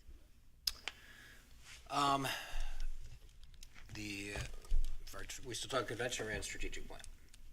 Well, if you have anything you Oh, want to say, yeah, we heard from the governor a little bit. He also emphasized the 42-45 special ed because revenues at the state came in much higher than projected. So their, last I heard, was like $2.3 billion surplus that they have to work with. So there's a lot of, this kind of bleeds into our legislative advocacy piece, but there's a lot of wrangling right now. You've probably heard some of it over the veto that put in the $325 a year for 400 years and desire to get the special ed funding, and then you'll hear a lot about decoupling as pieces that are out there. But the governor talked about his commitment to getting that some sufficient for the 42-45, which would be definitely helpful. I think that would be $100-some thousand this year and a couple $100,000 almost in the next year if that happens for us. So it's very doable if they decide to do it, but it's all politics. No one's going to give anything for free. So there was that. Our presentation I thought went well. I was very, I had low expectations with a polar vortex and a minus 41. Yeah, minus 41 wind chill when it was 9:30 on the third day, Friday morning. I didn't have high expectations when it was Friday morning of a 3-day convention anyway. Throw in the polar vortex, I thought we might just be presenting to each other, but we had 40-some people in the room for our presentation. Anthony really carried the lion's share of that presentation and did a really great job. So Yeah, no, I thought our presentation went well. It was well received. Anthony did a great job in terms of being able to explain how we use the artificial intelligence, some of the tools that are out there in terms of our curriculum and education part of it, but also just even in the teacher evaluation process with it as well. So, I mean, it's again, to get people there, where it was 40, 45 so that were there. But the best thing was, is it's like Mike was planning to fly out of town, but his flight got canceled, so he was actually able to show up and present with us. Right. So, I mean, it was just like, yes, his Things plans were change. there. The other session that I did a co-presentation with Joanne Sternke and another person from the Pewaukee Public Schools in terms of the 30,000-foot view. We kind of weaved in a little bit of the Baldrige criteria into that, if you haven't figured that out. So Joanne is still out there on the circuit doing a lot of stuff with the Baldrige criteria and doing those kinds of things. There was one, John, and you may want to comment on this because it came up in a conversation last week, Friday. Yeah, Friday or this week, when it was, whenever I talked to, he's our former state assembly senator for this area, Rich Zipper, and he said, hey, be aware of the fact that there's some special federal funds out there. So Dale Koyunga at the WASB did a presentation, and it's under the umbrella of Pay It Forward. So I don't know if you want to talk about that a little bit, John. It's not like it's a guarantee yet for Wisconsin, but it's something that has potential because the money is not just going to voucher schools, it can come to public schools as well. So you know about that. This was the thing that Joe Garza contacted me about. Yeah, I just briefly got some information on there, but I really don't have enough to bring context to what availability might be to our district. Yeah. Our understanding from what we've been advised from the SWSA lobbyists is this is very much a money stream for voucher schools far more than it would be for public K-12. Other than, again, Rich Zipper, who has connections with Brian Steele out of Janesville, that area of the state, basically said, take a look at it, look and investigate what it was potentially could do. And if Dale Koyenga was using this under the Pay It Forward funding is out there as well. So I think it's worthwhile for us to kind of be aware of it and see what's happening with it. It won't start until January 1st of 2027, but people can donate money to this and they can designate a school that it can go to kind of thing. You can't designate an individual student, but you can have it go into it. And Pay It Forward is a scholarship granting organization. So it goes through that group, can be one of the people that's involved. Good night. Thank Thank you. you. Good night, ladies. Yeah, no, it was some good sessions in terms of things that were there. So. Strategic planning. Yeah, I'd be happy to take questions. I try to give you a fairly substantive memorandum, just with some updates. The nickel tour of what I wrote to you is just to let you know we're continuing to make progress. We have 90-day cycles of improvement that each of the process owners completed with the administrative team in the last month. And I asked each of them to provide you just a little narrative update on progress with each of their plans. So I just wanted to make sure that you're aware that we continue to move forward. A lot of the things are reflected in the board and superintendent goals. A number of the strategies, not all of them, but a number of the plans are reflected in those, so you do get those regular updates, but I wanted to make sure you had an update from our 6 strands. So if you have any questions, let me know. Otherwise, I just wanted to make sure you received that. Do you have any dates yet for these sessions? I don't, but I need to get those to you soon. That is, I'm glad you said that, Larry. So my plan, and I spoke with Bren about this a little bit. Again, this is again our lighter year, because this is really spring of year 2 for feedback of our 3-year plan. So last year we did kind of the roundtable focus groups that were much more conversational. I received positive feedback. We kept them kind of tighter a couple of nights. And that was my plan to do something similar to that again this year. Certainly if you have a different direction, let me know. But that is the plan, so we'll look April, May for that. Maybe a little bit earlier, maybe in April, depending on how calendars and things shake up. But I'll get those dates to you soon.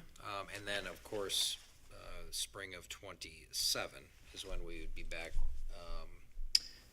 doing the kind of that full process that's much more involved as we ramp up to sunset this plan and initiate another plan.